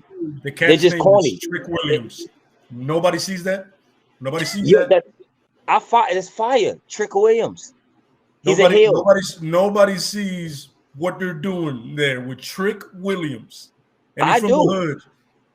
I do. You see that? I do. Okay, good. All right, good. Trust me. First off, that's why I said he's one of my favorite out of NXT. He's one of the people I'm like, all right, I'll watch because of him, because of Trick Williams. First off, I like the whole thing they did with the whole Diamond Mine. You know what I'm saying? Yeah. When they went back and forth, when they was talking about the whole, like they were talking nigga codes. I ain't want to say it, brother. You know what I'm saying? And my son ain't know what he was talking about. He had to get old boy to tell him what he was talking about. I thought it was fire. All right. Oh yeah, but the Street Profit thing, I heard about this. I heard about this legend of your problem with them. This is a legendary problem you have. I'm gonna tell you legendary. All right, let me tell you the problem with the Street Profits. Please. Is one, they're not from the streets. Two, they don't prophesy about shit. Okay, wait. No, this is true. I'm with you. Wait. All right, wait. Let me get it. Let me get this. Now, if you was a street prophet, I could get you rapping, I could get you rhyming, I could get you at least telling us something, or at least dressing street. They don't even dress like they street. They just start dressing like when they street when they got the fucking jerseys. I can see that. So wait a minute. So Trick Williams dress streets? He dressed like he's on the street? What? Yeah. What street is that? Beverly Hills? What are you talking about? Listen, his pants is tighter than my ladies. He dressed like a young boy. Oh no, I can't do that. I can't get behind that. I can't back that up with paperwork. He's young. So first of all, what do I think? I was thinking of the Japan dojos. I was like, he doesn't dress like that. He's not a typical gift. Then you're like, oh, I can't get behind that. Might as well call him Little Trick. One of these rappers, Little Trick. Little Willie. I'm saying it's the name. It's the name. Okay. Sometimes the name gets you. Yeah. Okay. You never heard of a rapper and you be like, you know what? I might just listen to that song. No, yeah. I've just never seen a rapper dressed with pinstripes and tight pants like that. It's just weird. Oh, that happens all the time. Where's he from? What year you living in? Where rappers wear clothing. They can run in. I'm from New York too. They rappers wear tight pants up here. Well, nowadays, all the youngs and the littles wear. Almost, I'm just gonna go ahead and throw it out there. The only tag team that was really hood and from the streets was Crime Time. Okay. Yeah, exactly. It's true. Exactly. Let's just put that out there right here, right now. Street Profits got the credibility. You know, Booker did time. Booker did time. That's right, Harlem Heat. Booker definitely did time. Absolutely. I can't give Harlem Heat credibility, man. What? Booker had a stint, son. They're not from Harlem. No, because they're from Texas. That's cool. They're from Texas. Not from Harlem. I get that. Listen, son. From Houston. It might not be from the streets, but they still come from a culture that is still fucking wild because of their skin tone color. It doesn't matter if they're from the streets or not, because in reality, especially during that time, it only has to do with your skin tone color. Booker T did time, and he got out of it. And guess what? He did Harlem Heat. Hulk Hogan, we coming for you, nigga. That's exactly what happened. All right? Yo, for real. It doesn't matter if you coming from the streets. There's a hood everywhere you fucking go, whether you in Texas, whether you in Cali, whether you in Florida, whether you in South motherfucking Crack-a-lack-and Lion, all right? There's a hood everywhere you fucking go. It doesn't matter where you from the streets or not. The hood is the fucking hood. That's what makes you or breaks you. So it's true, but Long Island, I can't give no credit. Nigga, nobody talking about on Long Island over here, okay? So all right. 100 Street Profits from? Where are the Street Profits from? Exactly. Isn't it Florida or something like that? Let's look that up. All right. Wait. But you have to think about WWE sells characters to us. They don't sell wrestlers to us. They sell characters to us. But that's corny on their behalf. That's corny on the from Chicago.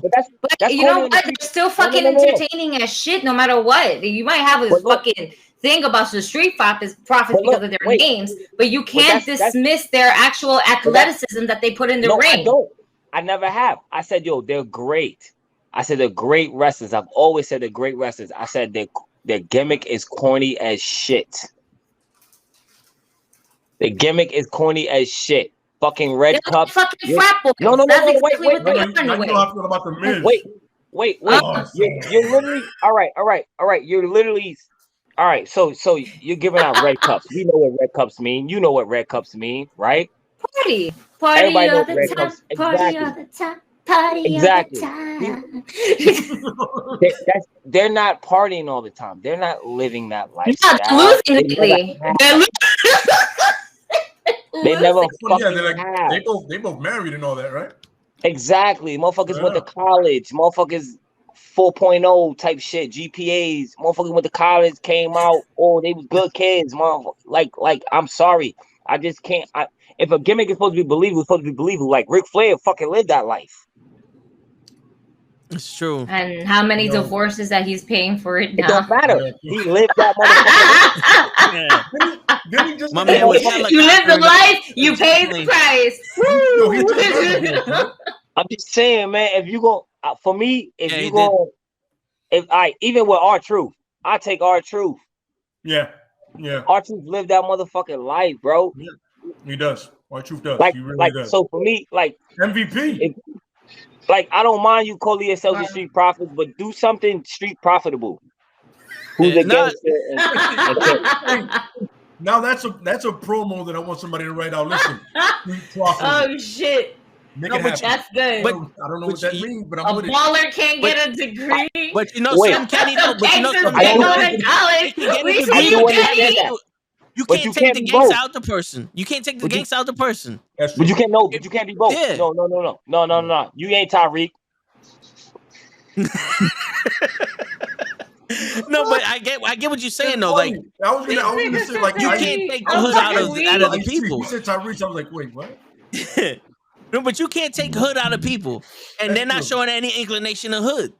Yeah, you feel me? Like I think it would be weird. The Usos, Street Profits. The Usos are more black than the Street Profits. It's true. Yeah, no, that's true. I don't think you can chill here in the south side of Chicago. You got to leave. Bro, I would chill with the Usos. I would chill with the Usos before I would chill with the Street Profits. Absolutely correct. Just don't drive with them because you know they drive. Yeah, no, it works. Dangerous. Like we'll meet them at the spot, but we're taking the Uber home. But is that bad? Is that a bad thing now? If you get what I'm saying? What, that they got DWIs? No. That we would rather chill with the Usos than the Street Profits. Absolutely not, because we can recognize that the Usos are from somewhere. Yeah, we know they are. We can tell. We look at the Usos. That bloodline. That's real. That bloodline runs deep. Oh, so no, I no. prove my point. No, What you're understanding is I didn't know what the beef was. I don't have a problem with it. I understand it. But here's the thing, though. Do you have a problem with the tag team, or do you have a problem with Angelo Dawkins? He has a problem with the gimmick. He has a problem with the gimmick. But the thing is, Montez Ford's gimmick is a wild motherfucker, and that's believable. But Dawkins is this, I'm a basketball player, I'm doing all this shit. It's just not, for me, it's just not believable, bro. They're not from the streets. I get it. It's just because they're black, they call them that. You know that. It's the name. You call yourself, it's the name, right? Yeah. The street profit. But that's not their fault. You can't be mad at them for the fault. Listen, they literally gave the ball in their corner. The Mexicans actually had the tools to cut lawns. It's a happy gimmick. I would expect some niggas to come out and rhyme or something. Like, give me some bars or something. Like their claim? Yeah, their claim. Like, listen, chill. You need the acclaim out of this, all right? You leave Max Caster out of this. God damn it, so you leave Max out of this. Don't get a fucked up. The acclaim is dope. They're not really a tag team. They're a manager with a wrestler. Yeah. Yeah. I rhyme, you get beat. Nah, the acclaim is dope. No, I'm a fan of the acclaim. Do you like the New Day? I love the New Day. My name is Kofi, man. Come on, man. Hey, I don't know. What kind of question is that? I can assume anything, bro. Because if you assume, you get canceled. I'm probably the biggest New Day fan there is, man. I got a whole New Day costume, bro. Nice. Dope. Yo, so when you saw Kofi win the championship, is it when it went with the gospel? Yeah, same thing. That's when I changed my name. That's when I became Kofi Weedston. When he won the championship, yeah, I feel you. I'm in my living room when he won, just balling. Yeah. Like, you would think that my son fucking just graduated from college, summa cum laude, and I knew it. You know what I'm saying? I was there with my shorty. Little toe out there. Probably, I don't know about it, and I ain't claiming nobody. You sure tax season is coming around? Well, I mean, shit. I'm just everybody named toe tag. I'm just saying everybody named toe tag. Don't walk away. Yo, you bring up a good point. You bring up a good point, Gigi. I'm not even gonna lie. You bring up a good point. Safe. I'm trying to be safe. Fuck. Hold on. Let me go call this motherfucker. Yeah. Oh shit. That's great. Shit. It's funny because now I'm thinking about being street profitable. I want to know. I gotta look that up, man. I'm gonna look that up, and I want to make a shirt out of it. Yeah. I'm saying they're not connected to the streets. Put it like that to me. They're not connecting. Like, all right, put it like this. All right, I'll put it like this. If they're not connected to the younger audience that they should be connected to, like, it's mad gimmicks that could be used right now that could connect to younger audiences and could get you money. You know what I'm saying? I can name like 4 right off the gate. You know what I'm saying? My guy, Big Gang Leroy, he plays a video game while he wrestles. Oh yeah, on Invictus, right? Yeah, Invictus Pro. Who doesn't want to see that? True. Yeah, he actually brings down the switch and shit. Yeah, like, yeah. Come on, like, I feel like there's so many gimmicks WWE could be using, and they got the Street Profits.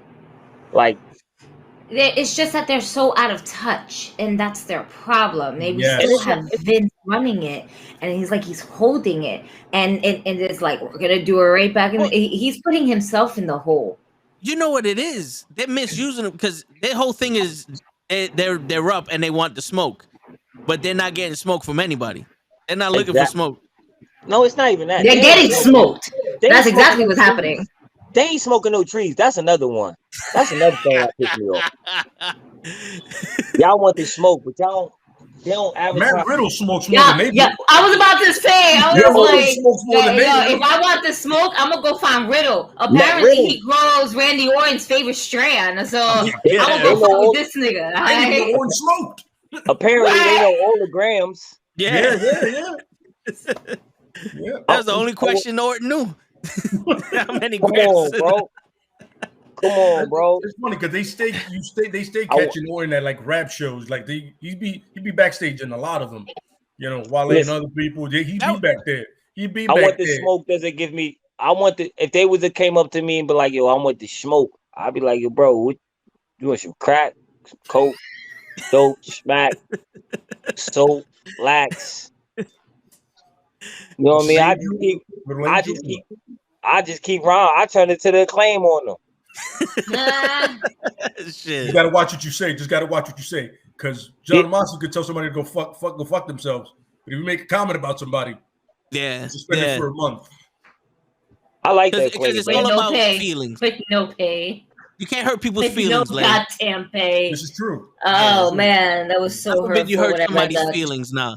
Sheesh. I'm not gonna lie to you, son. I've seen that at least 8 or 9 times. That's hilarious. Because he just said. Yo, all right, Jeff got a question. You think it's okay to bring stereotype characters in your opinion? Like, you guys think it's okay to have the stereotypical characters? You know what it is? It's called life. To me, if the person doing it is about that life in the word, the kind of pretty much the way Kofi's saying it, like if that's part of who he is or she is or they are, I got no problem with it. Like if they're living. Remember, because most of the time pro wrestling is who you are turned up to 11. Yeah. All right, but sometimes I got no problem. All right, we can take the rock. Sometimes you can play a character that's not totally you, and you can play that person great. So like I was just telling good brother, how come we don't have no, like, I would like to see a black guy in a suit be some rich black guy. Yeah. MVP was the closest we had to, but he was more like a sports. Yeah, he was more like a sports athlete than an actual wealthy person. I would like to see like a rich black guy in a suit, like or some kind of a black. Let's change that verbiage. Rich, wealthy black guy. Yeah, wealthy. Wealthy African American man. Wealthy, because wealth is above all, my man. Wealthy. So we just come in like the fucking Black Andrades. Like like Andrade. There's a lot of gimmicks that haven't been used that can be used. It's true, but they haven't used because I think some companies are scared to overstep that boundary, or they feel like it's a boundary. Oh yeah. You know what I'm saying? Absolutely. Like I feel like they could be a drug dealer. Why not? I mean, they had fucking Mexicans mowing the cartel. Mexican mowing the lawn. Yo, no, not even that. If you watch Lucha Underground, it was a whole cartel, my nigga, and it was. The motherfucker had the cops looking for him. That shit was great. They tried to do that shit was definitely running some smack. It was smack. Yeah. They tried to do that shit in NXT with Escobar. With Escobar, yeah. But if you watch MLW now, they moving it back to what to Lucha Underground. Mm-hmm. Funny. I definitely read about that. Little by little, MLW is going back to Lucha Underground. Okay. I read that. It is. And listen, is that Lucha Underground? It was absolutely amazing. Lucha Underground was the best. It was the best. My God, the matches, the trios matches that they had there. Fire every match. I didn't even know I was watching Thunder Rosa until I kept watching her in AEW and watching her interviews and everything like that. I was like, holy shit, that was her. Yo, me and my girl started watching it because we had saw Sunny Kiss and some indie matches in New York, and then I just happened to be flipping the channel and I was like, oh shit, she on TV. And then I started watching it, and then I saw Rey Mysterio, and I'm like, what the fuck is this I'm watching? Like, Rey Mysterio was on this. And then it dawned on me, like, every Wednesday this shit come on. I was like, oh shit, this some wrestling shit. And we just started watching it. Yo, it became it's my number, it's like my number 2. And it's like a lot of just lucha, so it's just exciting. It moves, you know, and even big niggas were moving. It was a storyline. It was a storyline. It was a storyline for me. King Cueto, fucking Matanza, Mertes. Yo, it was a storyline. It was all that for me. You know what I'm saying? Like, and then let's not forget Cero, Miedo, Pentagon Dog, Penta. The way he was just snapping people's arm. That's the gimmick we're gonna end up getting. And I'm so excited to see this. Man, I missed this Penta. I'm just saying, Pentagon Dark just is coming back, right? Absolutely. Yep. Do you see him snapping and all? Yep. Absolutely. That's what I want him to snap his way to the title. You can't bring Penta Dark back without having that legendary "I'm gonna fucking break your arm" type shit. Why? And then just does it. And does it to everybody. Facts. What? Facts. It's like my son took out the whole roster. He took out the whole Lucha Underground roster. He broke out everybody. For the most part, yeah. Everybody on. Except for Prince Puma. You know the thing I do hate about Lucha Underground is everybody forget that Jake Hager was the last champ. Yo, I didn't catch that last season. They had it on Netflix for a while, but I didn't catch the last season. Jake Hager was the last Lucha Underground champ. Yeah, it was. Shit. That's a low point. Yeah, right. That low key depressed me. Thanks, Kofi. Yeah, right. That just killed the whole vibe of the show. I was about to talk about. I would like to Aerostar and all this, and all of a sudden I said, that was bad. Yeah, because I felt like they should have kept it on Marty the Moth Martinez, Marty the Fly Martinez. Yeah, man, the Moth. Yeah, he was a good. He was good. His character was good. His character was great. As a boy, I was like, "Oh, you just like, oh, again." They see him. I'm like, "Get the fuck away from me!" You're good and creepy. Yeah. I was like, "Yeah." His character was creepy, but it pissed me off. Yeah. I remember when I didn't even know it was Jeff Cobb, and I was like, "Who is this beast that moves so good?" But you know, Jeff Cobb is the Monster Martinez. Yes. You know what's crazy is I argued with my homeboy, with a good brother, about who was under Kill Shot's mask for months. I'm like, motherfucker, you lying? And he was like, oh, that's Shane Strickland. I was like, you lying? I just saw him. That's not him. And it sure enough, it was Strickland under the Kill Shot mask. I was like, oh man, that was a great reveal for me. But you know, he's supposed to be coming back too, though, to MLW. Oh, really? Nice. Yo, a lot of people were saying that he was gonna go to AEW. I mean, he got the little MLW promos. Ah, okay. Okay. Or he's doing vignettes on something like, "Oh, I'm coming." Yeah. Nah, I got it. I saw all those signs. Is like the contract says Shane, but it's Shane Strickland. They were hyping up Shane McMahon and shit. Yeah. All right, but I'm out of here. I would have been on. I'm out of here, man. I love y'all, man. Yo, appreciate you coming by, man. Hopefully next time Good Brother could come through too. Yeah. And yo, you got a invitation whenever you want to stop by, brother.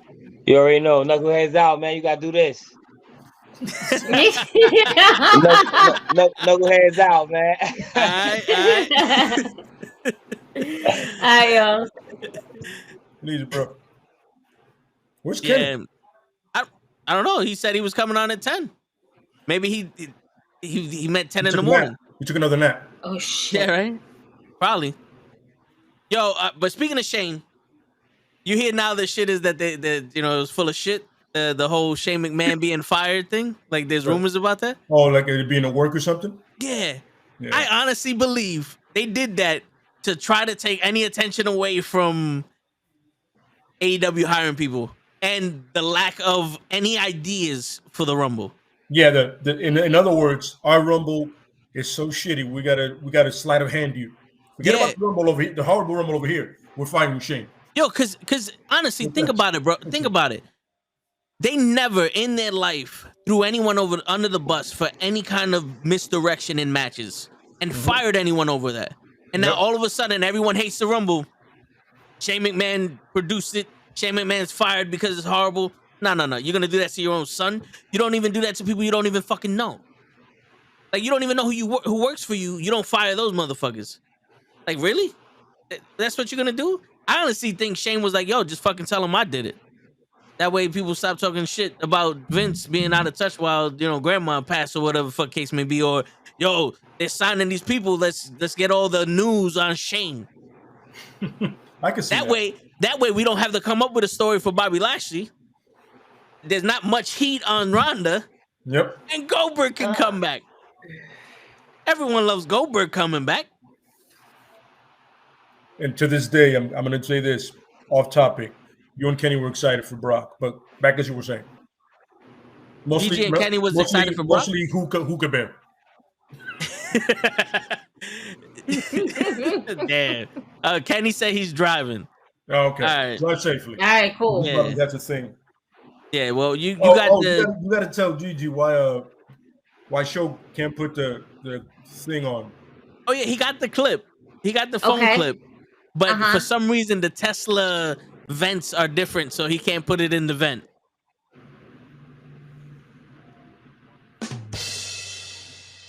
So that's what we're dealing with. So Yeah, that's okay, what happened. so ready. Really? Yep. Really? Like I want to see how these vents look. Me too. I want to see how the vents look.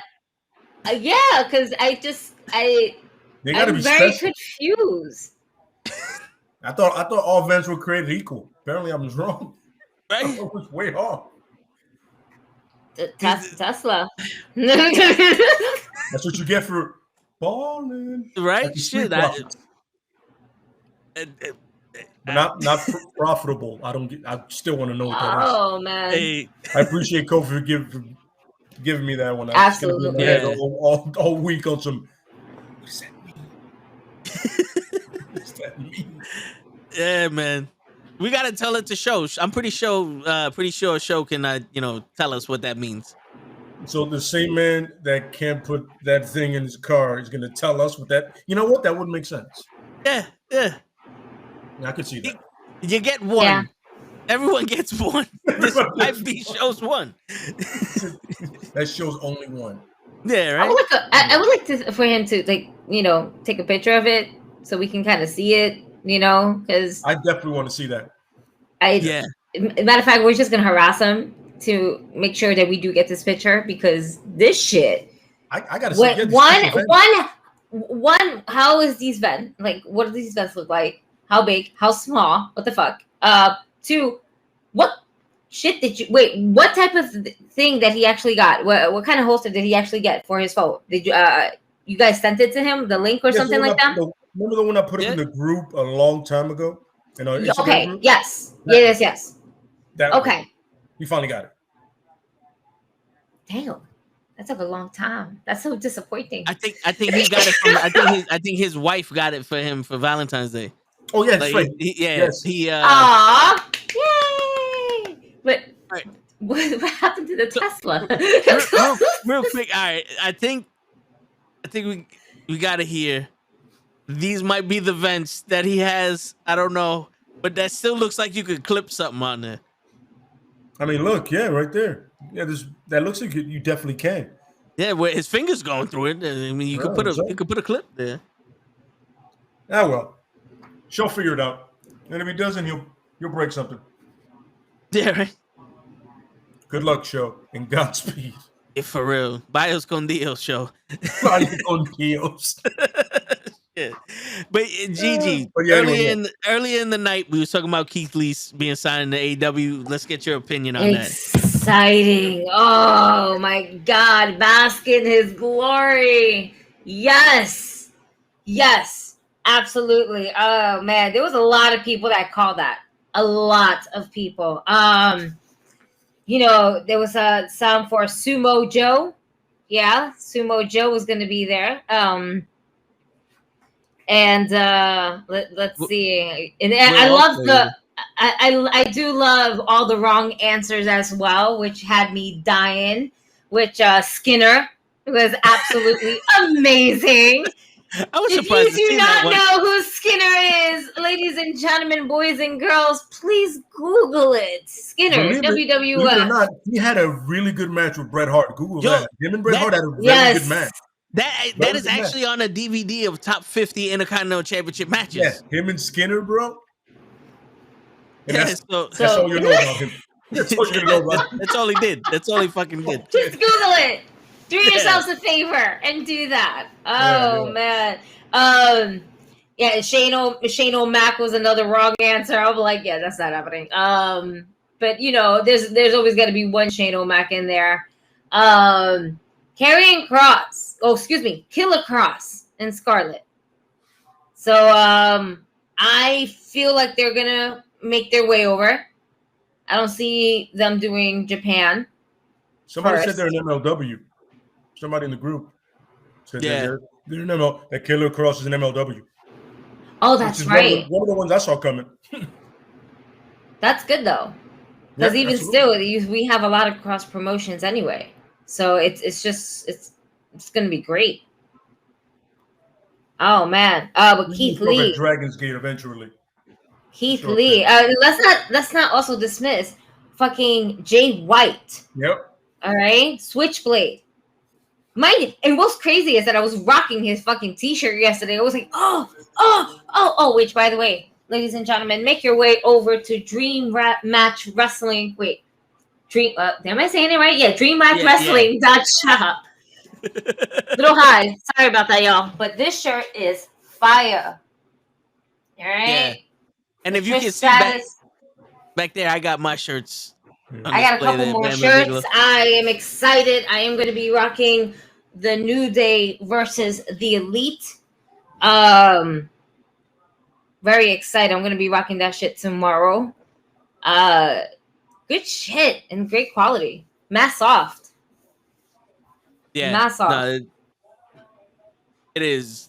And, it's fitted shirts too, so. Yeah. So definitely go get you some. Sign up. Dream Match Wrestling's wife did the artwork for that shirt you're wearing. Mm-hmm. Absolutely. So shout out to her as well.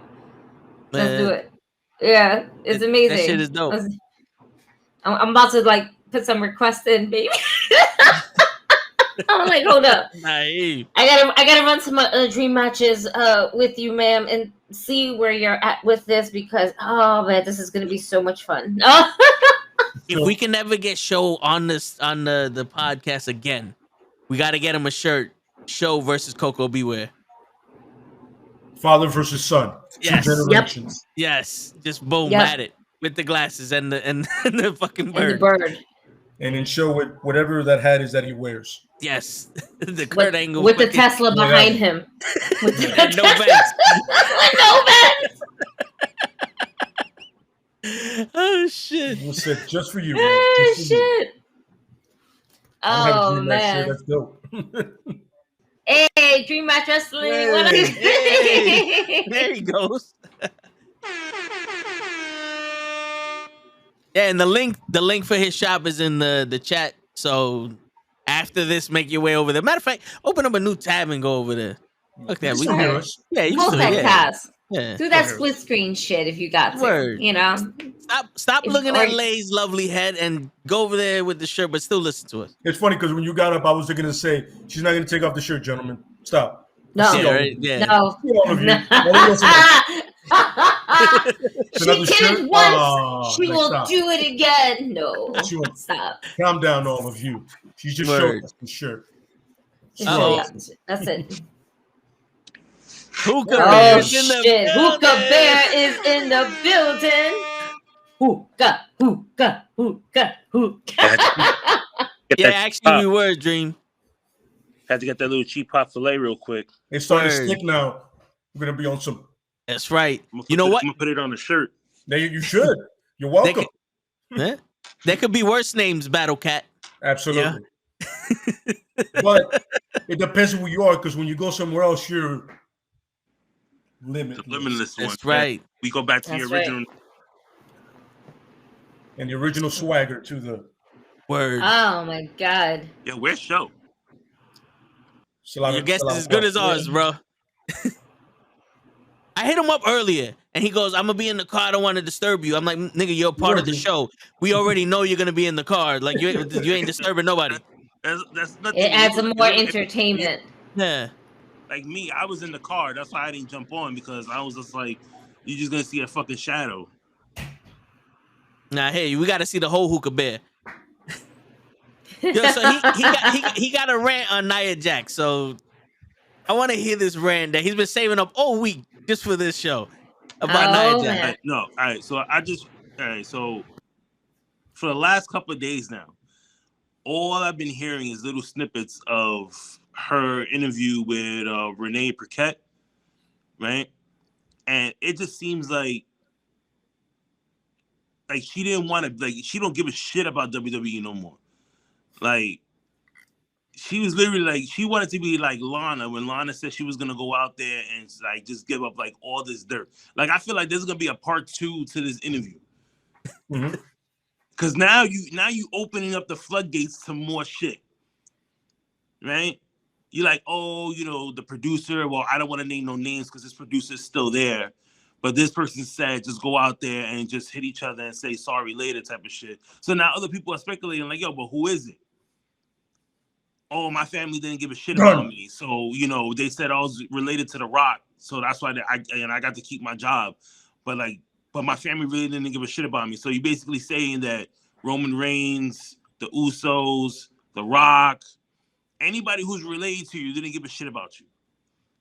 Like The Rock's mom didn't go out there and fucking sit there ringside to see you wrestle at fucking WrestleMania.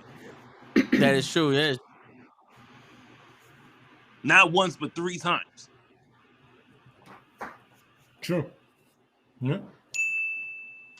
You know what I mean? I just feel like she's like the female Ryback right now, yo. Oh, I just downloaded that episode. I'm gonna listen to it tomorrow, and I'm telling you, check that. Yo, listen to that. I mean, she did make some good points when they was just like they wanted her to fight Dean Ambrose, and she was like iffy about it. And I understand that because like Dean Ambrose said like, oh, they're just trying to fuck me on my way out. You know what I mean? But now I'm just and then they told you, they was like, yo, listen, like, do you want to come back for a Rumble? They told that shit to everybody. But she made it seem like they like was like oh man, no, we was hungry to bring Nia Jackson. Like, no, yeah, they even asked Jeff Hardy. And yo, what was the deal with Jeff Hardy? They never showed him his drug test. They just fired him and said, yeah, apparently he passed it. He passed it with flying colors. When they finally got the results in, and they seen that there was nothing in his system. They was like, oh, listen, you want to come back? I was like, nah. See that when he was like, no. Like, I understand that. Yeah. Mm-hmm. I completely him leaving the ring goes, yo, I'm just tired of this shit, man. Yo, people get tired of shit. Tony Storm got tired of that shit. She just left. She said, you know what? One-way ticket back to England. Word. Yo, people just get tired of stuff. It's not about high or whatever. You're like, yo, we're just tired of the bullshit in the back. There's too much politics. I want to go somewhere where I can just wrestle. Yeah. I'm not saying all the places don't have it, but some places have more than others. Or he just wanted to do music because the minute he got released, all of a sudden he came out with a fucking tour. Nigga, he already had 9 dates booked. I was like, shit, you fast, bro. I mean, like, it is Jeff Hardy. With all respect. It's like people go see Jeff Hardy stand up for 20 minutes just because it's Jeff Hardy. It doesn't matter. You're right. You're absolutely right. Yeah. And then on top of that, you have to figure he can't do anything else. Yeah, for a minute. He can't do anything else. He can't wrestle. He's not that he can't work. He's that he can't wrestle. But guess what? He can't wrestle until next month. Yeah, March 10th. That's a beautiful thing. And what's next month? My birthday. Besides my birthday. Don't be selfish, bro. Well, yo, didn't you it's my birthday. What do you mean? If you let us fucking finish, Gigi's fucking sitting here yelling at me. I said our birthdays. Yeah, I didn't say mine's. And I said my birthday, your birthday, Gigi's birthday. No, you didn't. You said your birthday. No.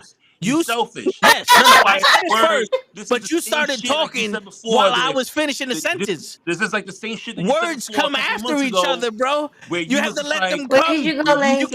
You can't just interrupt me while I'm speaking and then be like, you didn't say nothing. And you was like, fuck me and Dave. No, but we are the best fucking wrestling podcast in the world. Wow. We are the best fucking podcast in the world. Look, you gotta leave. Shit. That's some Hogan shit right there, you selfish motherfucker. And you want some Cena shit where you ain't even listening to the damn thing. You just coming in here running shop. You know what I'm saying? I said my birthday, your birthday, Gigi's birthday, but you too busy bitching about Nia Jackson. Hear it. That's what it was. And look, now here goes Show. Here goes Show with his funky ass hoodie. Yo, you say we had guests, bro. Hey! Yo, show us those vents, show. We want to see the vents. The vents? You want to see the vents? Hold on. Yeah, on your. Let me show you, bro. Futuristic. Wait. Well, anyway, next month is all of our birthdays, even Lay's, even though he wasn't born in March, just for Hookah Bear, so he could be happy. Everybody's fucking birthday. I can't give you an order of whose birthdays when, because I don't want to sound selfish. You could go ahead. Tell us the order of the birthday. No. I want to see if you remember. You fucked it up, Kenny. God. You fucked it up. I want to see if you remember. You fucked it up. Nah. You fucked it up. Yeah, I'm not in the mood. I'm not in the mood right now to be giving out orders. I thought we was talking about wrestling. Yeah, it's supposed to be. Yeah, Dream goes, this is more entertaining than Raw. Watching two turtles fuck is more entertaining than watching Raw. Yeah, you see the vents? Okay. So here goes the vents, Gigi. The vents. Wait. Oh, fuck. There's too many cameras. Hold on. What the fuck? You can't stick nothing. What is that? That's a board. That's a cutting board. Let me see the clip. Let me see the clip for the phone. This nigga got a cutting board, or you making sushi? Do you see it? It looks like one. But not there. What is?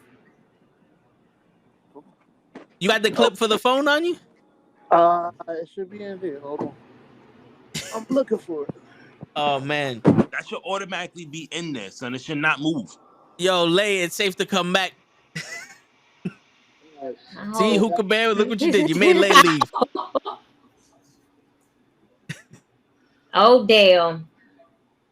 My heavens. So, you good, show? Yeah, right? You gonna throw up or something? No! My man's coughing. You all right? Yeah, he's not. Where the mute?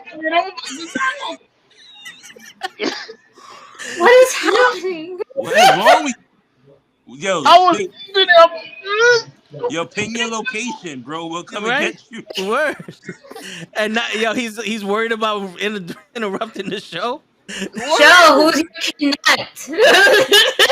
Sorry. There was too much fighting going on. I'm a peaceful man. I'm a monk. Yes, he is. Say you left Me me and Leia alone. be That was epitome of not calm. nice. Yo, Gigi left just me sitting there like, yo. alone. That was not nice.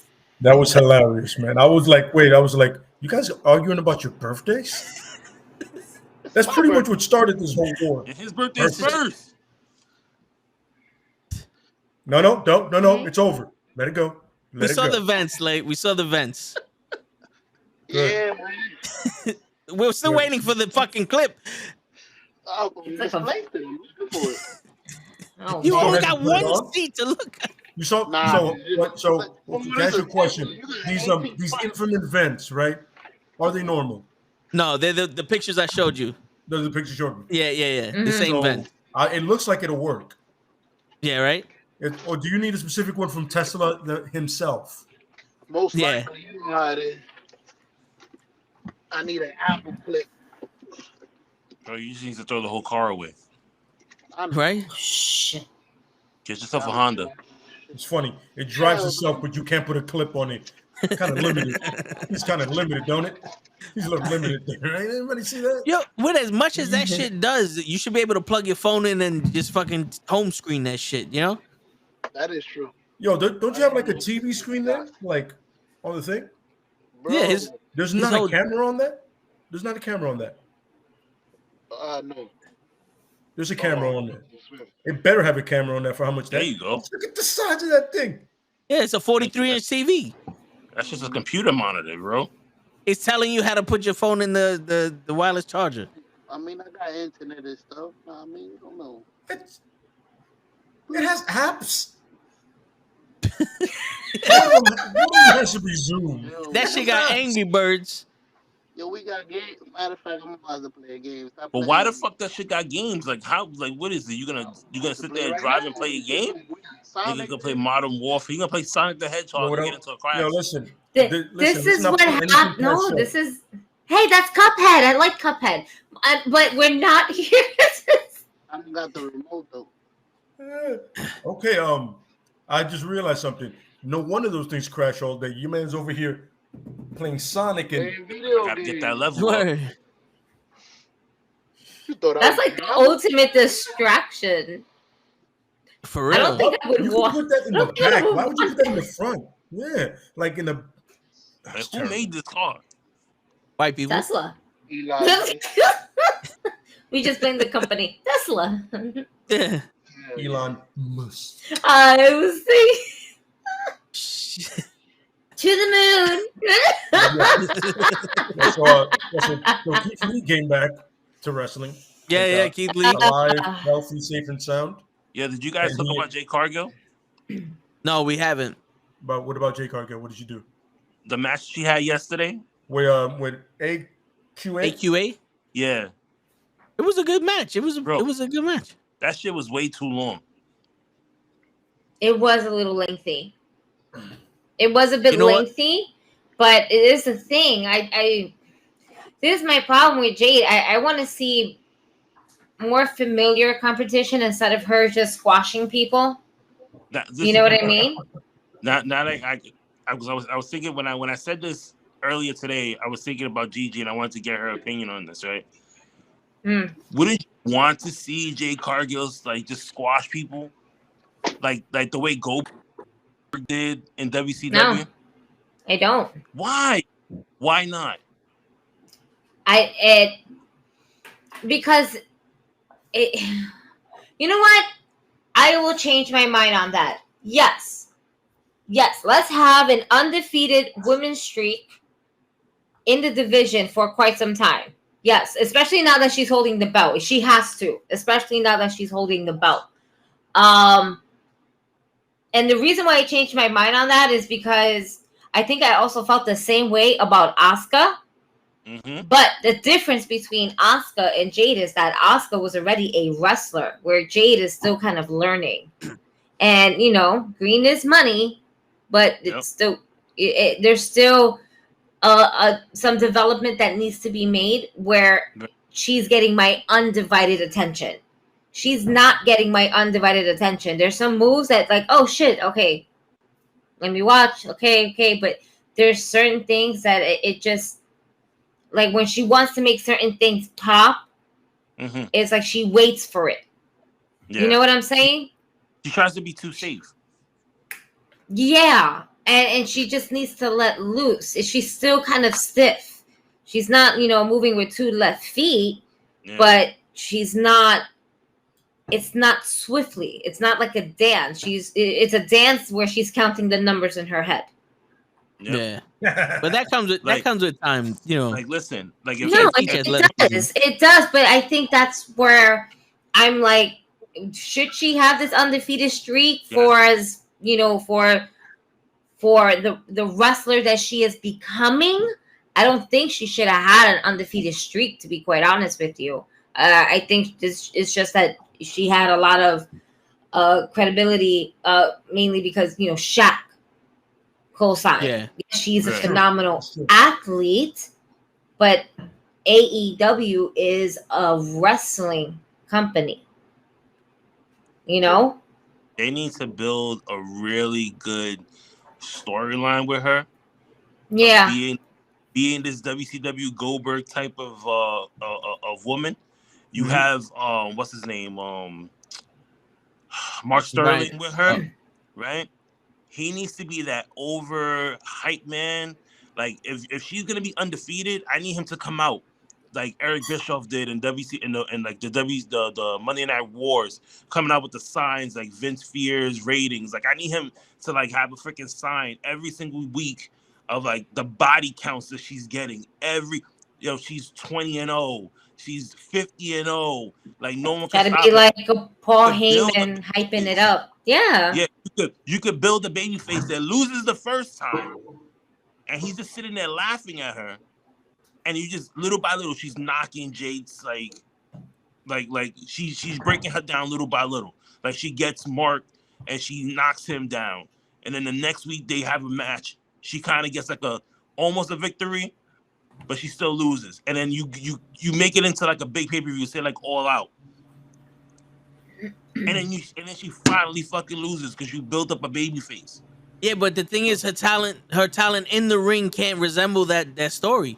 Asuka can resemble, no one's ready for Asuka because the way she wrestled, But she why looked not, like she was 3 steps ahead of everybody. Look at Goldberg.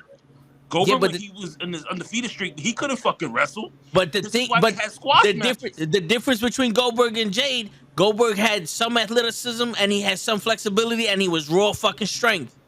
He did not look like he was wrestling in numbers. Because here's the thing about Goldberg and Jade. When he speared someone, he meant that shit. Okay, because he didn't give a shit. He didn't care whether or not he hurt you. Look what he did to Bret Hart. Jade actually gives a shit. Well, I mean, she didn't give a shit when she smacked the shit out of Red Velvet. But no. If you go back to Rose to the Top, she said it. She said sorry because she didn't want to have that issue with in the locker room and be that person. Yeah, she did say it. So she was still, like feeling some type of way. Even though she didn't say sorry when she went back there because Red Velvet was being a bitch and she didn't want to come out and say like, yo, you smacked me in my face, that shit hurt. And she like basically where we come from, they call receipts. But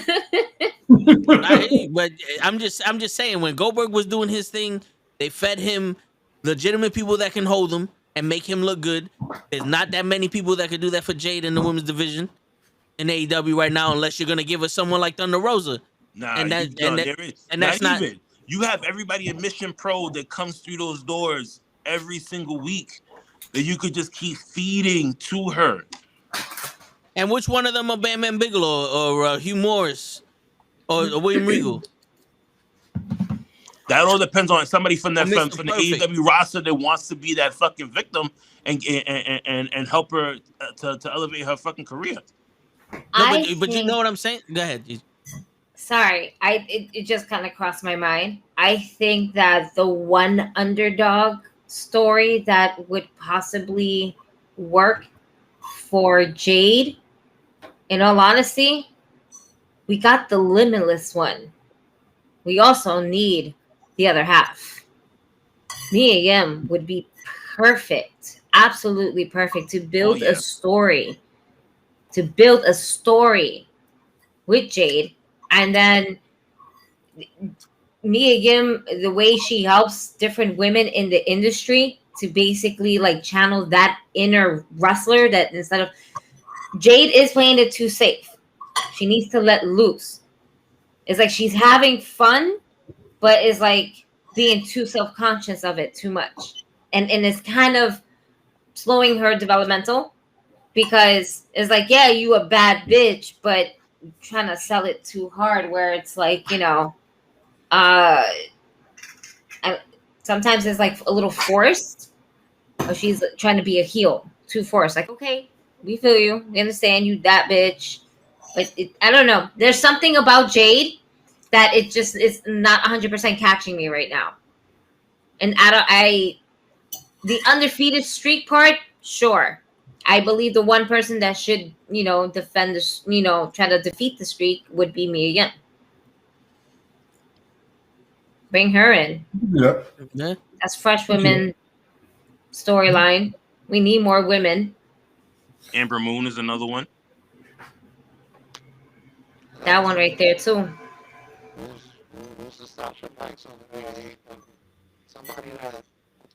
Yo, show you gotta fix your mic because you sound like a robot. All right, Mr. Roboto.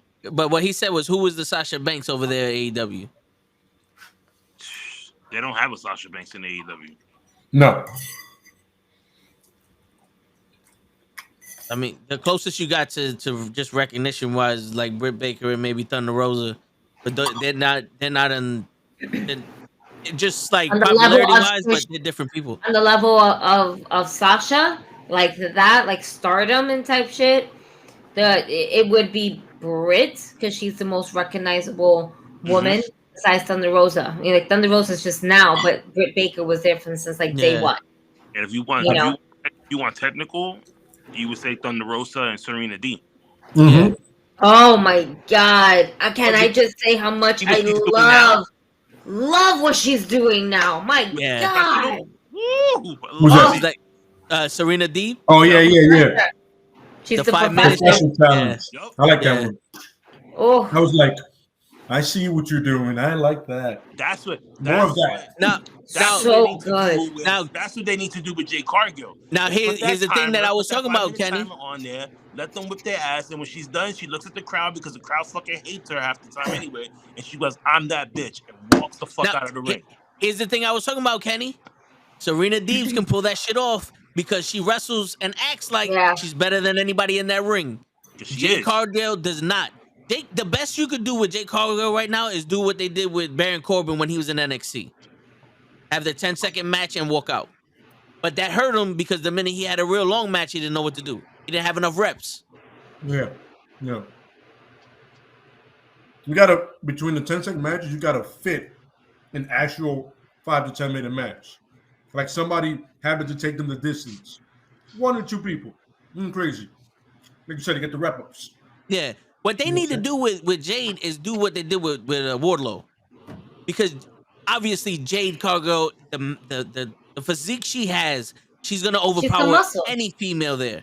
So why not have her as like Wardlow, where she overpowers people? That's believable for me. Yep. But you can't. Yep. Next is gonna be Wardlow versus Keith Lee.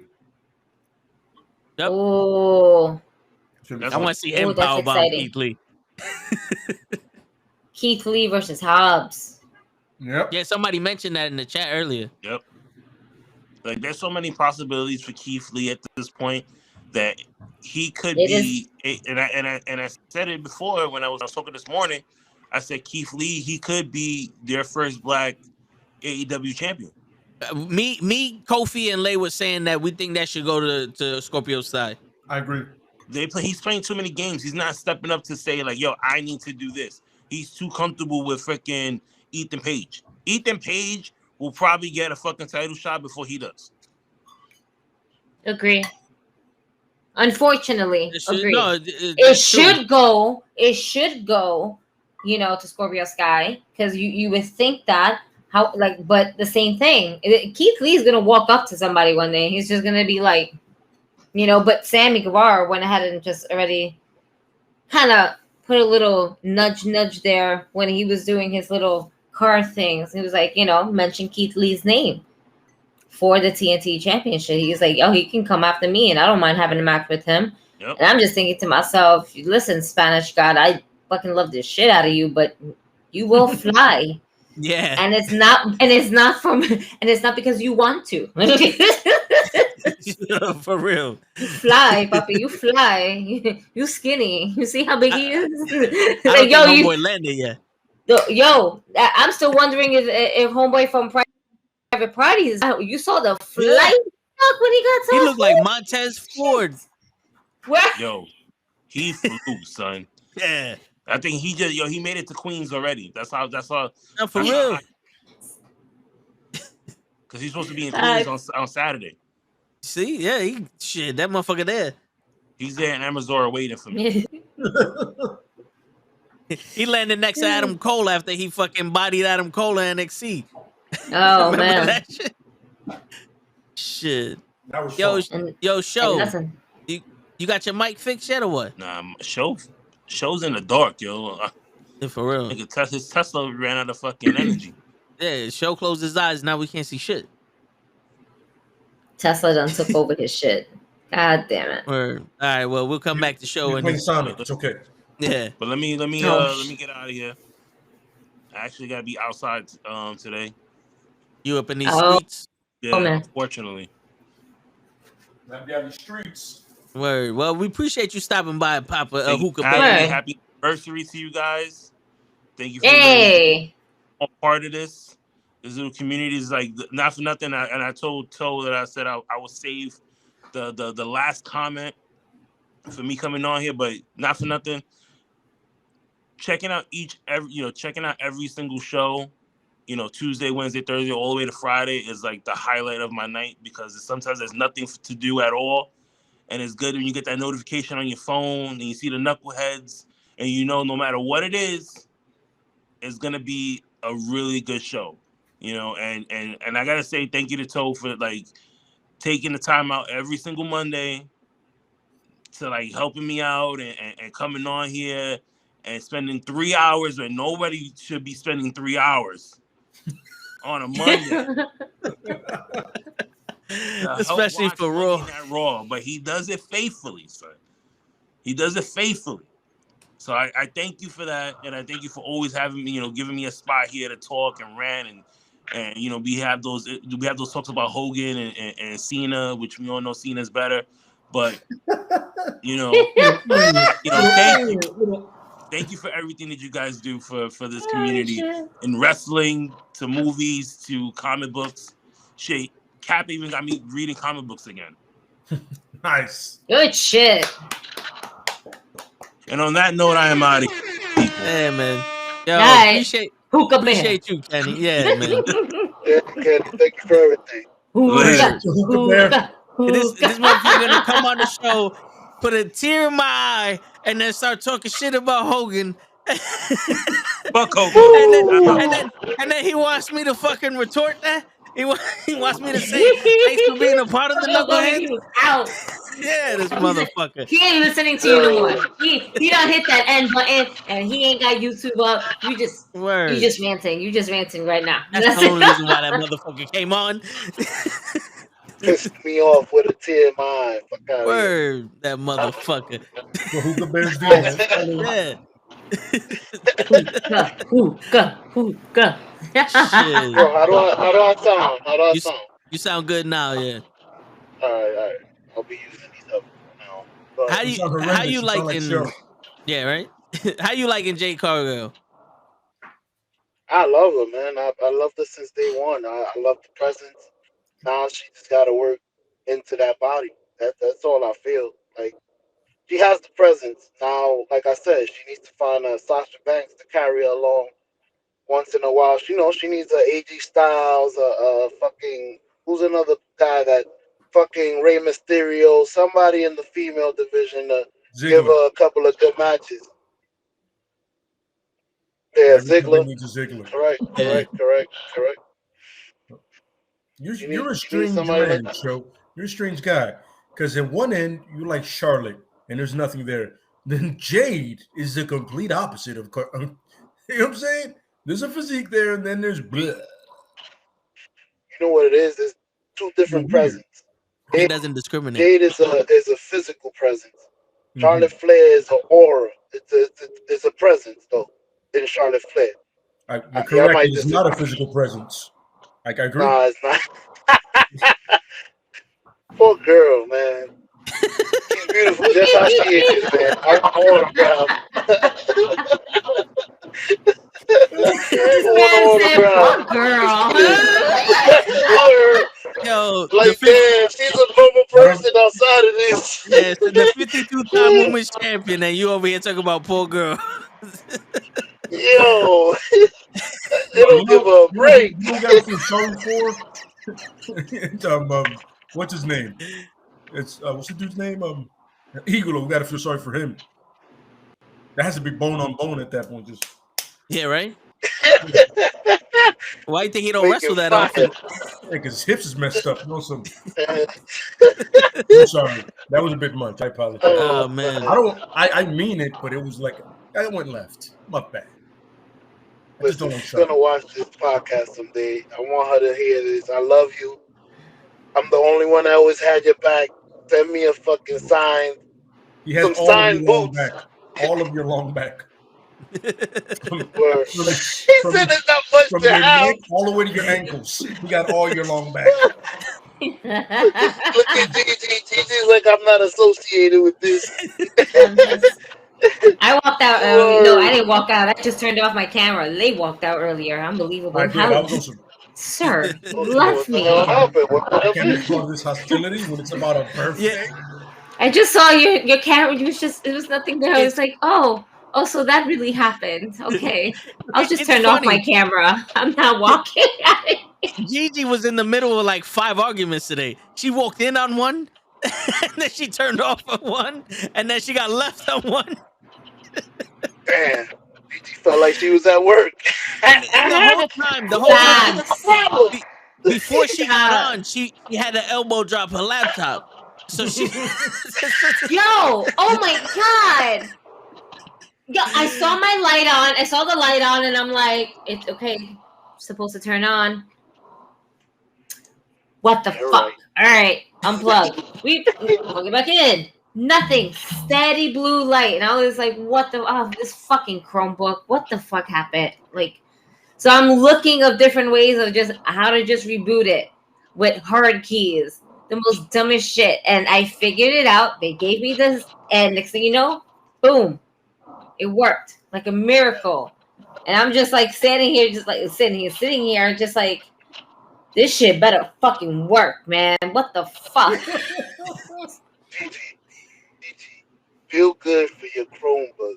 This because Toe got a $10 million computer that fucks up, or used to fuck up every 5 minutes. I haven't heard it in a while. Well, no, because that was Ninja. Oh, okay. That was Ninja that was giving us some problems. Yo, your Chromebook is amazing. Fucking Krill's got his computer in and out of fucking PC world. He got the best computer out of all of us.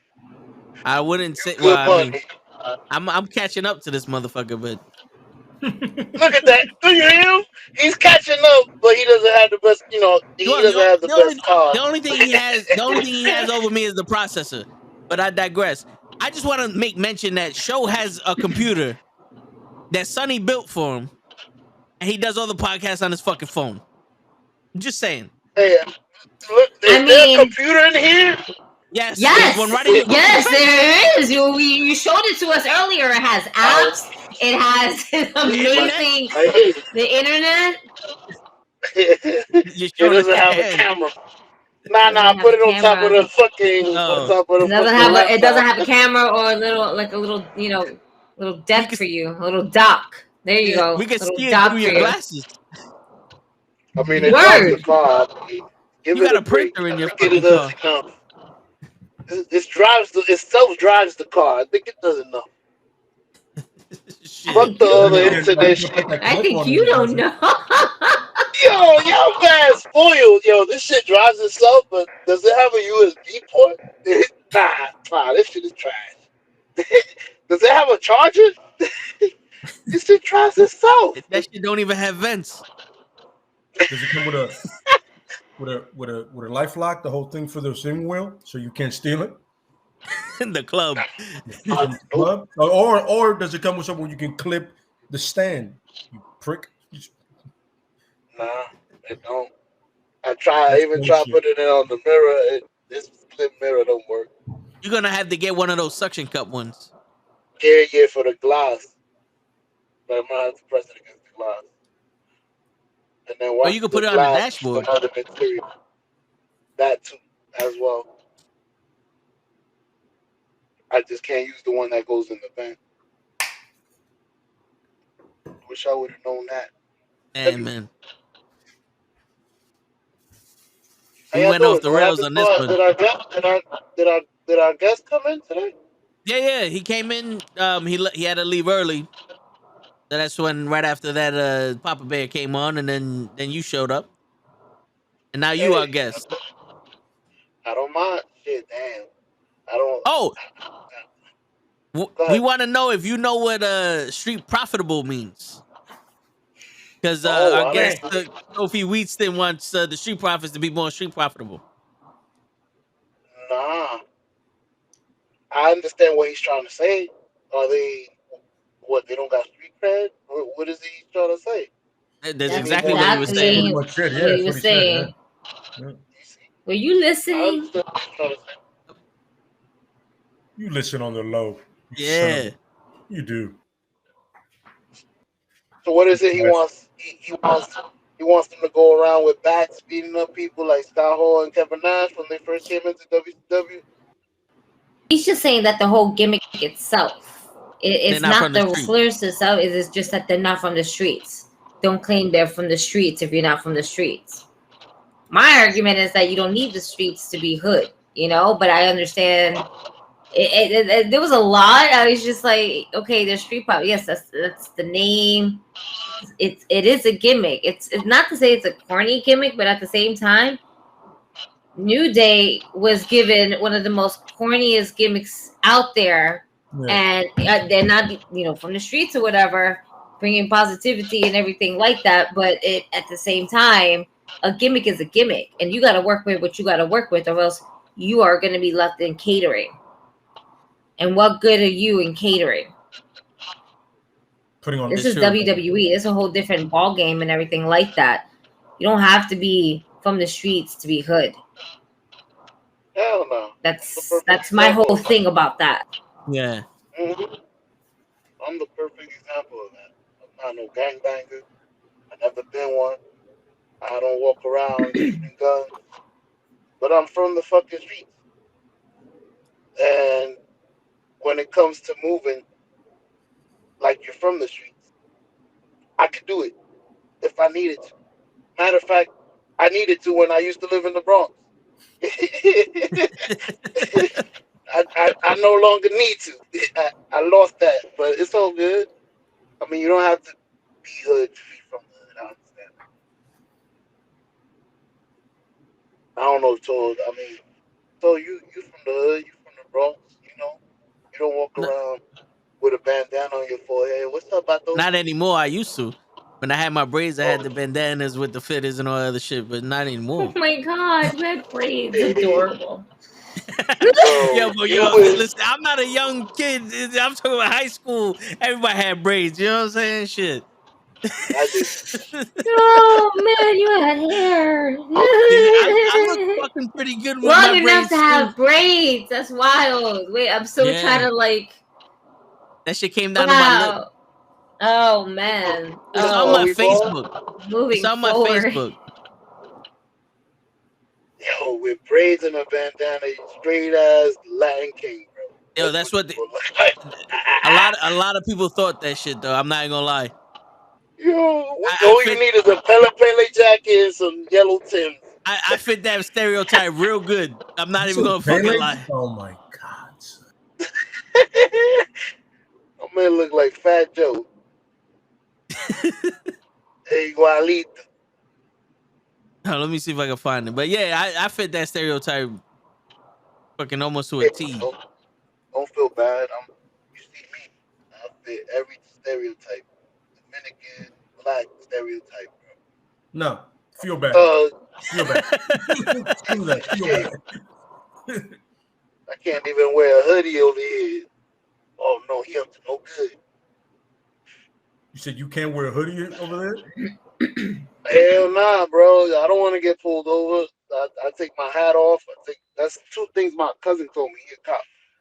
Don't wear your hat and don't wear your hoodie because that's stuff we look for. I was like, all right. Sounds like you're gonna be one brick ass individual. Hey. Cap over here talking about I look like I was in crime time. I ain't gonna lie, I did. Yeah, I look like I could have been with them motherfuckers. Oh shit! Yo, Cap, you had the same style. No. You had the braids and the. Yo, why you yelling? My bad. I ain't take my voice. I think I moved my mic because I was talking the same octave. Hold on. All right. How do I start? The same. Yo, okay. Cap. All I see is Columbia. Listen, man. I was the star athlete at Columbia. They don't even got a fucking team. They actually do. They actually do. Yeah, they do. I know they do. They suck. I used to deliver to them. They terrible. Is that why you erased her shit in the memory? They got the shirt. Oh my god. There we go. But anyways, my bad. I'm fucking up the show. Fuck. Back to wrestling, man. How they get? That's shit, how I look with braids. Oh, I know it's a small ass picture, but yeah, that's how I look with braids. Looking like Cuban links. Yeah. Word. I told you. Dude. I forgot the little gold chain with the cross. I still got that shit.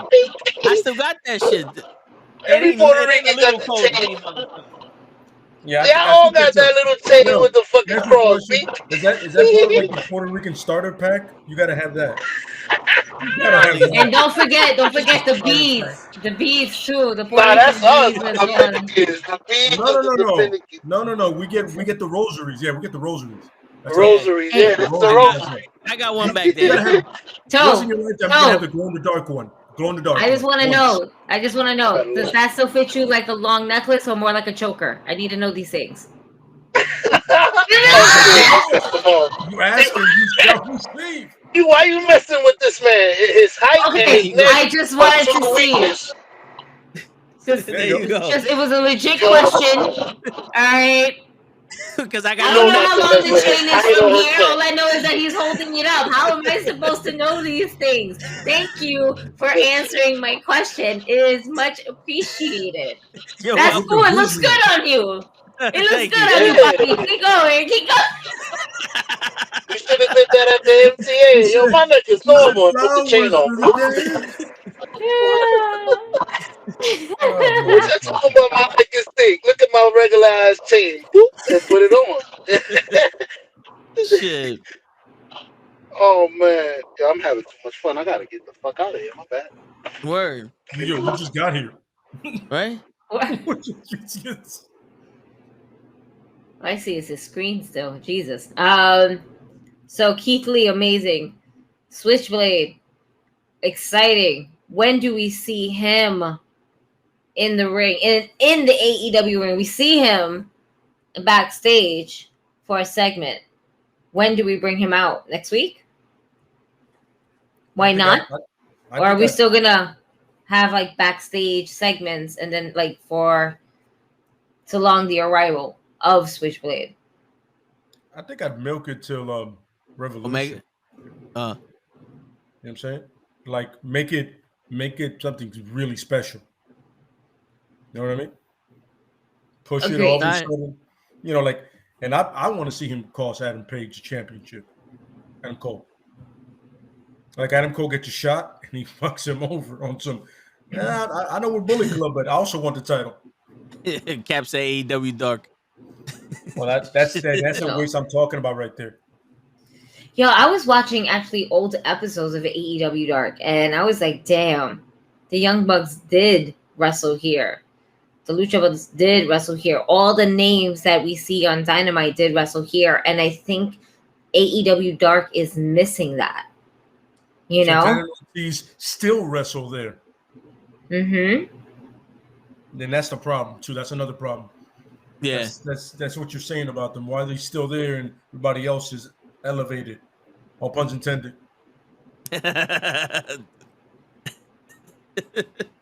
With the evolution of shit. No, but yeah, that if we're gonna talk about Santana and Ortiz again, I hope that this thing with Jericho like splits them up and they start becoming a tag team and actually have a decent run and go for those titles again.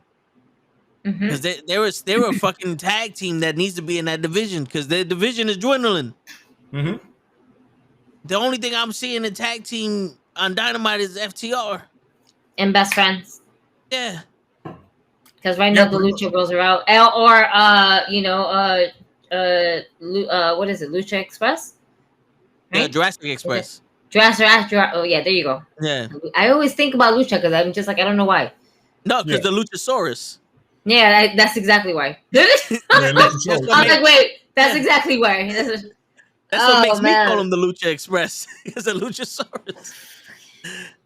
Oh yeah. Jurassic Park. Oh man. But yeah, no, it's the same teams. And if it's not them, it's Private Party, who's also just kind of on a losing streak. And I think Matt Hardy just kind of left them during that last match. Yeah. Yeah, during Keith Lee. Mm-hmm. Yeah. Right before he powerbombed one into the other one. That was so good. Yep. Yeah, that was when he so good. He caught him, yeah. Yeah, I was like, yo, this is my fucking guy right now. He officially made it to the 4th spot of my top favorite wrestlers. Really? Like, not Adam Page? Nah. Okay. I thought I'd give it a try. He needs a little bit. He needs a little bit more, like, to be a completely different person. He had a hell of a match, though. With the Murder Hawk. Lance Archer. It gave me like the '90s vibe match. You know, Yeah. Archer matches. Ah. Yo, Wally, what's going on here? Oh my God, robot sound. My Yo, ears. Dr. Claw, take it easy. Sheesh. Ah.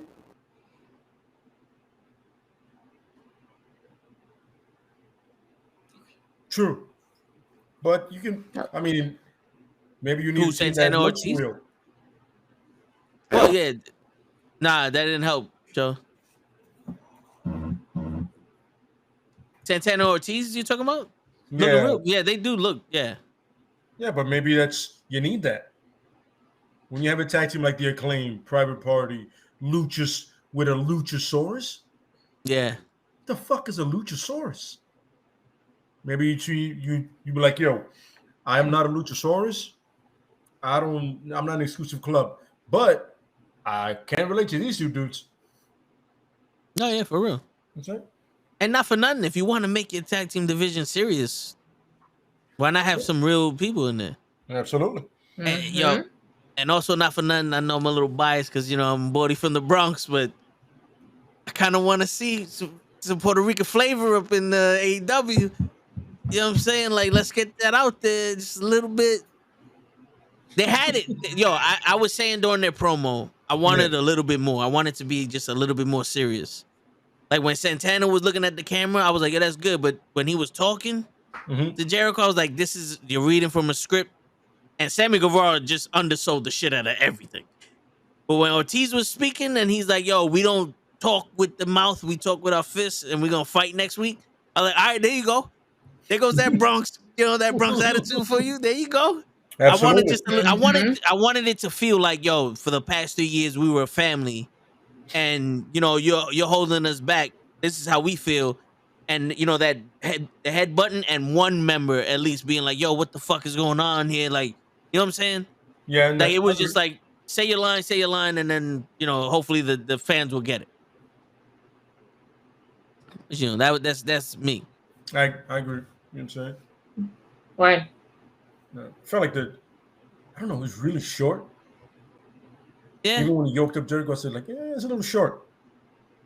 Right too. I was like, yeah, you can let it breathe a little bit more, you know what I mean? Like, you cut off a little time from that Jade match and put it in there. Cut that one shorter. Yeah. Let everything else breathe a little bit, you know what I'm saying? Yeah, almost like they should have Eddie Kingston CM Punk'd it. Yeah, kind of like that. You know what I'm saying? Yeah. I'm excited to see what happens next. Did you guys see Yeah. No, you sound good now. Did we see what there? Did you see Eddie Kingston on Wrestle Talk? No, but I heard he was talking shit. He goes in. I don't know. I don't think it's shit he was talking. He was just being honest. He was talking about how Jericho and shit and stuff like that. But like, why can't Santana and Ortiz shine? Because we're talking about it. Why can't they shine? Why are you the one that can shine? Don't make no sense. You know what I mean? That's true. And he was like, yo, when you and Punk had that match, were you cool afterwards? He goes, no. I don't like him. I don't like Jericho. You know what I'm saying? I don't like people. You know what I'm saying? I did hear the part where he was like, I don't like that shit where if right after the match you're gonna shake my hand. Either you kick my ass or I kick your ass. Why am I gonna shake your fucking hand? Yeah. Yeah, I'm saying. He kept it real. Like, yo, there's a lot of people I don't like and I don't get along with, and this is the way it is. We work in the same place. I mean, I don't like you. No, that's true, yeah. Like, Moxley was, Daniel Bryan. He was like, yo, with him, Bryan Danielson, he was like, yo, he's all fucking nose in the air, looking down at you. Oh, you eat me? Mm-hmm. He goes, go fuck yourself, son. I don't care. Oh, yeah. You know what I'm saying? He was like, why you gotta be like that, man? You know what I'm saying? You're like your shit, I like mine. You know what I'm saying? Don't be that guy. You know I hate when people try to act like they're better than you. Yeah, and he was like, that's him all the time. You know what I mean? Yeah. Because that uppercut, we fuck with people. Word, that uppercut to the jaw put you down to, that bring you to reality real quick. But yo, Cap was saying it's also sad that they have a very specific appeal like Taz. The New York thing only goes so far when other teams have a wider reach. That's true. Like not a lot of people are gonna get them unless they're from New York. Yeah, But they can expand on that because they're not only from New York, they're Puerto Rican also. You know what I'm saying? Like there's Puerto Ricans all over the world. And like Gigi was saying, there's hoods all over the world except for Long Island. You know what I'm saying? But you know, right there, baby. Yeah, you know what I'm saying? But they can go across it. Eddie Kingston has a problem just because his wrestling ain't as good as his mouth is. No. Eddie Kingston's problem is what I just told you guys. Yeah. But that's a problem that he understands he has and it doesn't bother him. Yeah, nah. I mean? He's one of those dudes like, yo, I'm gonna tell you the truth. And if you don't like it, go fuck yourself. No, I feel essentially that's what he was saying on that thing, besides, talking about his problems, with depression and everything. He essentially said, yo, if you don't like me, I don't give a fuck. I had a problem with Punk back in the days, I had a problem with Daniel back in the days, I had a problem with I don't give a you don't like me. I'm gonna do me. You do you over there, and then when we need to cross paths through, we'll do our business, then you can go fuck it. That's pretty much what he said. You know what I mean? And I understand he has that Yonkers thing, but his appeal grew when he started the promos, the way he started doing it. Especially that one with Moxley and that one with Punk. Like, he started telling people the truth, like, yo, that's right. You ain't like me. I ain't like you. But that's life. You don't like everybody you run into, Dre. That's the way shit is. And I've seen a broader appeal. You know what I mean? Since that for him. Like, I remember somebody said, yo, I think Eddie Kingston is my favorite wrestler of 2021. And he ain't doing a lot of wrestling. Just did his promo was good. Yeah. His promos is what saved him. Yeah. Because I remember when we was at the Arthur Ashe Stadium, my man was laying next to that ring for 95% of that fucking match. I don't know if you remember that, Gigi. They hit him with a kendo stick and my man was on the floor. Oh, so he was pulling the edge? Yeah. Yeah. Definitely. Moxie held that match down. Mox was like, I see I'm going to have to take the load on this one here. Yeah. Oh, man. That was pretty funny. It's funny when you're part of the tag team and you're the one that has to take all the bumps. Like, I know Road Dogg was like, shit. Who we wrestling? The APA. Oh, man. Yep. I got to take all the bumps. Take exit 26 on the right onto US 46. I wanted to know where you was going. Show why you meet yourself. I know you on 26 now on the right.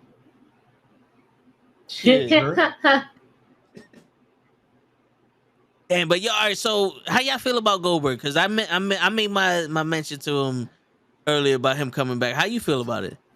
Oh, word, just Goldberg. Just Goldberg, Lita, and Ronda Rousey for WWE. I'll take Lita. Ronda, no thank Lita. you, and Goldberg, no thank you. He's not going to take the title, because we're not going to have Goldberg versus Bobby Lashley. Or Goldberg versus, I'm sorry, not Bobby Lashley, Brock Lesnar. Yeah. The WrestleMania set, Roman, Brock. Question is, does Brock leave the Elimination Chamber as a champion? Are we going to have champion for champion? Or are we going to leave one champion to the other roster? If I had my way, there would be individual champions. I don't want this title versus title shit. If you're going to do title versus title, I would have had Big E versus Roman. To me, that seemed like the actual match to make. Yeah. Mm-hmm. I would actually book. I would have booked a full timer to have a full time match with another full timer. Yeah. I mean, but what the hell are we thinking? Well, remember, we live in that sad place of reality. And common sense. Yeah. Yeah. Random Rick Reviews says Goldberg and Ronda need to stay home. But yo, listen, at least Goldberg is on a 2-week turnaround wrestling Roman, so that way they don't have to waste an up and coming talent like they did with Liv Morgan, and it's just to give something for Roman to do and an attraction for the people in the sand to attract to. Mm-hmm. Goldberg is coming in for that one purpose and he's out. Ronda is literally being paid to ruin WrestleMania. She officially ruined WrestleMania for me This is the worst WrestleMania we've ever seen, and it hasn't happened yet. Her versus Charlotte. This is the worst match. That is the worst. Think of the worst match you've ever seen, and that's gonna be a Hall of Fame level match when Ronda Rousey and Charlotte Flair finish. It's funny because you go from the worst Rumble ever, almost, I feel, and now you might have the worst WrestleMania. Yep. Good job, folks. Keep him rolling. And I highly doubt Blood in the Sand is going to be good too. So, you know what I'm saying? It's like the pay-per-view's coming up. You just like, AEW, what you got? What you got to offer me, son? Right? Give me anything. Give me one at least to between this show I'm seeing. Yeah, man. It was bad. It was bad, and it's terrible. I would have rather see Becky versus Ronda over Ronda versus Charlotte. There's a lot of unfinished business, and not for nothing. How easy can you just put the story together? Yeah, you won the belts, but you really didn't pin me. My shoulders weren't covered. Yeah, Ronda kicked out. Not only did she kick out, her shoulders wasn't even touching the mat, bro. Yeah. Like they could have with that whole story. Referee was wrong in plays. That's a perfect story. No, let's look at the replay. It's on Peacock. And make it even better. Show it all the time. Yeah, make it even better and have that be the kickoff show. Have that be the kickoff show for. Take a pen right. Nope. That's crazy. Nope. Or release the opening match. Even better, do what they did with Rey Mysterio and Roman. Do this shit on Smackdown. The Smackdown before WrestleMania. We got it, baby. There you go. Perfect. Something. I'm just like, I'm over it. Becky now versus who? Do we get Bayley? I would like to see Becky versus Bayley. You know, not for nothing. I want to see Bayley and Sasha win the tag team titles at WrestleMania. But if you're going to do something, why not give Bianca Belair her get back? She never got her get back for SummerSlam. This is true. She's black. Mm-hmm. This is true. The decent thing you can do for her is that. Yeah. You're not going to do it for Big E. Do it for somebody. Or Asuka, because there's a story there with Asuka also. I mean, the pandemic WrestleMania, Becky had to leave because she was pregnant, and they just gave the title to Asuka. But they don't respect Asuka enough to actually make that work. This is true. Mm-hmm. This is true. It's true. Yeah. When is Crown Jewel? Blood in the Sand. Next, not this Sunday, but the Sunday after that. Sunday after the Super Bowl. I mean, if you were to Saturday do it after this Super Bowl. you do it this Sunday, you're a moron. Yeah. Nobody watching that. That's the what? Because they love, like I told you before, they love fucking rock. They love Goldberg in Dubai. So they might throw the title on him just to go over there and smile and shit. I mean, he did it with the Fiend. That's what I said. I was like, yo. Yeah. Like, you can't put anything past them when they go there. Because all bets are off and they're getting paid so much. Yeah, they're being prostituted there. Absolutely correct. By the way, oldest profession in the world, and it's not a bad thing. But I'm just saying is, you have a product and you have a storyline going, and for one night you decide. Then you know the next, when they show up on SmackDown, Roman's a champion. You're like, wait a minute. I know I saw a highlight of him losing it. How did this happen? Yep. It was a dark match on Raw. What? Really? Like on the flight back, Roman invoked his rematch clause. This was a flight from hell. Yeah. Again, 2.0. Like Roman timed it right after the swiggle and just fucking speared Goldberg and pinned them. Wow. Wow. we had funny? Leo the back. Wow. Funny? I can't unseen that. Yeah, right? I just can't unseen that. Yep. That was disturbing. Woo! How she felt. We just reenacted the Dark Side of the Ring. Yo. Oh my god. Hey, it's funny, but the It's funny thing just is, like, is that the worst thing Ric Flair ever done? Not even close. Nah. I doubt it. Yeah. Shit. It's just the worst thing we know in public. That's it. Absolutely correct. Yeah. Yeah. You know he's not good at marriage. He's not good at marriages, so that's fun. So You think? 7. How you fuck up? Wait, that so Blood in the Sand, we have the Elimination Chamber. Man, do we see Brock Lesnar coming out of it as a winner? Like overall, is because we're in Saudi. Most Are we likely. gonna have Brock Lesnar win? Yeah, most likely. Yeah. Yeah. That's right. Okay. Matt, Now who would you there's a pick women's to win? match. There's Lita and Becky.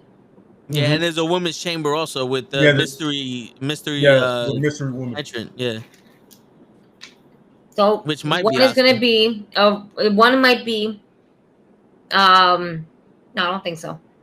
No. One they might just randomly have Saudi's first, Indian wrestler, female wrestler, just to go into the chamber. Unless they're actually True. gonna make a storyline for this. They always have at least one of their own people in their things. That's true. Definitely won't be Ali. Veer might show up. He's In the- tweeting. Oh, Veer is tweeting.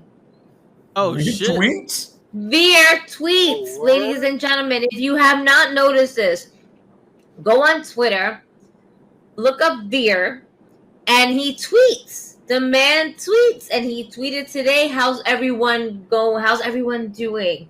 Don't worry. I know you're waiting a storm. It is the calm before the storm. I'm just like, yo, just share your pin locations so we can pick you up and whatnot. So take you to Word. Raw because we're still waiting, bro. My man has the 1995 GPS taking him to Raw. That shit don't know He nothing. said the shortest route there. In 1 4 mile, years. turn left onto East No. Avenue. There you go. They're Do you helping think- Veer out right now.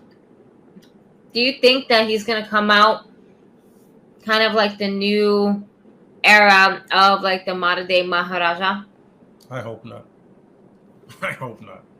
That wouldn't be So smart. what type of gimmick do you want to see Veer? I think he's gonna First come of all, out I like just the wanna see fucking Veer. berserker. First of all, I just want to see Veer. Let's just get that out the way. Yeah, right. I want to see Veer. We've been waiting. just I get wanna on see you. camera. Okay. But what's the Second of gimmick? all, I don't care his what gimmick, they give us. it should be I'm here. Because it's been a minute, guys. GPS just started working. I apologize. Yeah. But I don't really have any idea for his gimmick. I really don't. Fucking the berserker. Haas. Haas. Yes. Haas. Haas. Haas. Hey, But it was that's one us. thing they doing well. I'm like, building what is going on? anticipation. Yeah, remember, this is the man that almost murdered The Undertaker. Yeah. Besides Goldberg. He's coming in as a heel. That's for sure. He's Okay. coming in as a heel. He has to. There's no way you're gonna be able to make him into a baby face. I mean, you So- can, but do you start him off as that? No. They always start off with a villain because it's True. the easiest thing to get heat. Harder to probably- go ahead and get the baby faces and everything like that. Then turn left And it's onto harder for East them Avenue. to get the cheers of the crowd where you're a villain, you instantly get booed. Absolutely. Yeah. Yeah. You don't even gotta talk. He don't even know English, probably. You know, he's probably gonna beat up Cedric Alexander and Mustafa Ali. I just think those are the two people that are gonna feed him when he comes. Yeah, match between them, and you go, I wonder how this is going to end. There he is. Because that'll be, Imagine first a- of all, that's so random. Let's be real with that. You just go, here he comes. They didn't release Mustafa? I thought he was begging to be released. Nah. He's begging, but that don't mean they gonna give it to him. Don't be feeding me nobody. I ain't gonna make him look good. I want to leave. They might extend his contract, show if he don't make him look good. Or Yeah, but he ain't gonna fucking sign it. In 500 feet, turn left onto Mountain Avenue. Shit, all they gotta do is drug him like they did Stephanie, and just like, yes, I'll be a part of the contract, and then boom, that works. You know? in all kinds of levels that was wrong. Even back in the days, you're like, I don't know if you're comfortable with the segment. Well, they made it better by having Kane fuck a dead woman. Once again, I forgot about that segment. I sat there and I was like, you know what? I miss the Attitude Era right now. Yeah, right? Yeah, this is weird. Yeah. But yo, Vince, you're a sick bastard. Anyway. Yeah. Would you rather fuck a dead person or fuck Mae Young like sexual chocolate? Well, what does this dead person look like? How decomposes the body? Oh my god.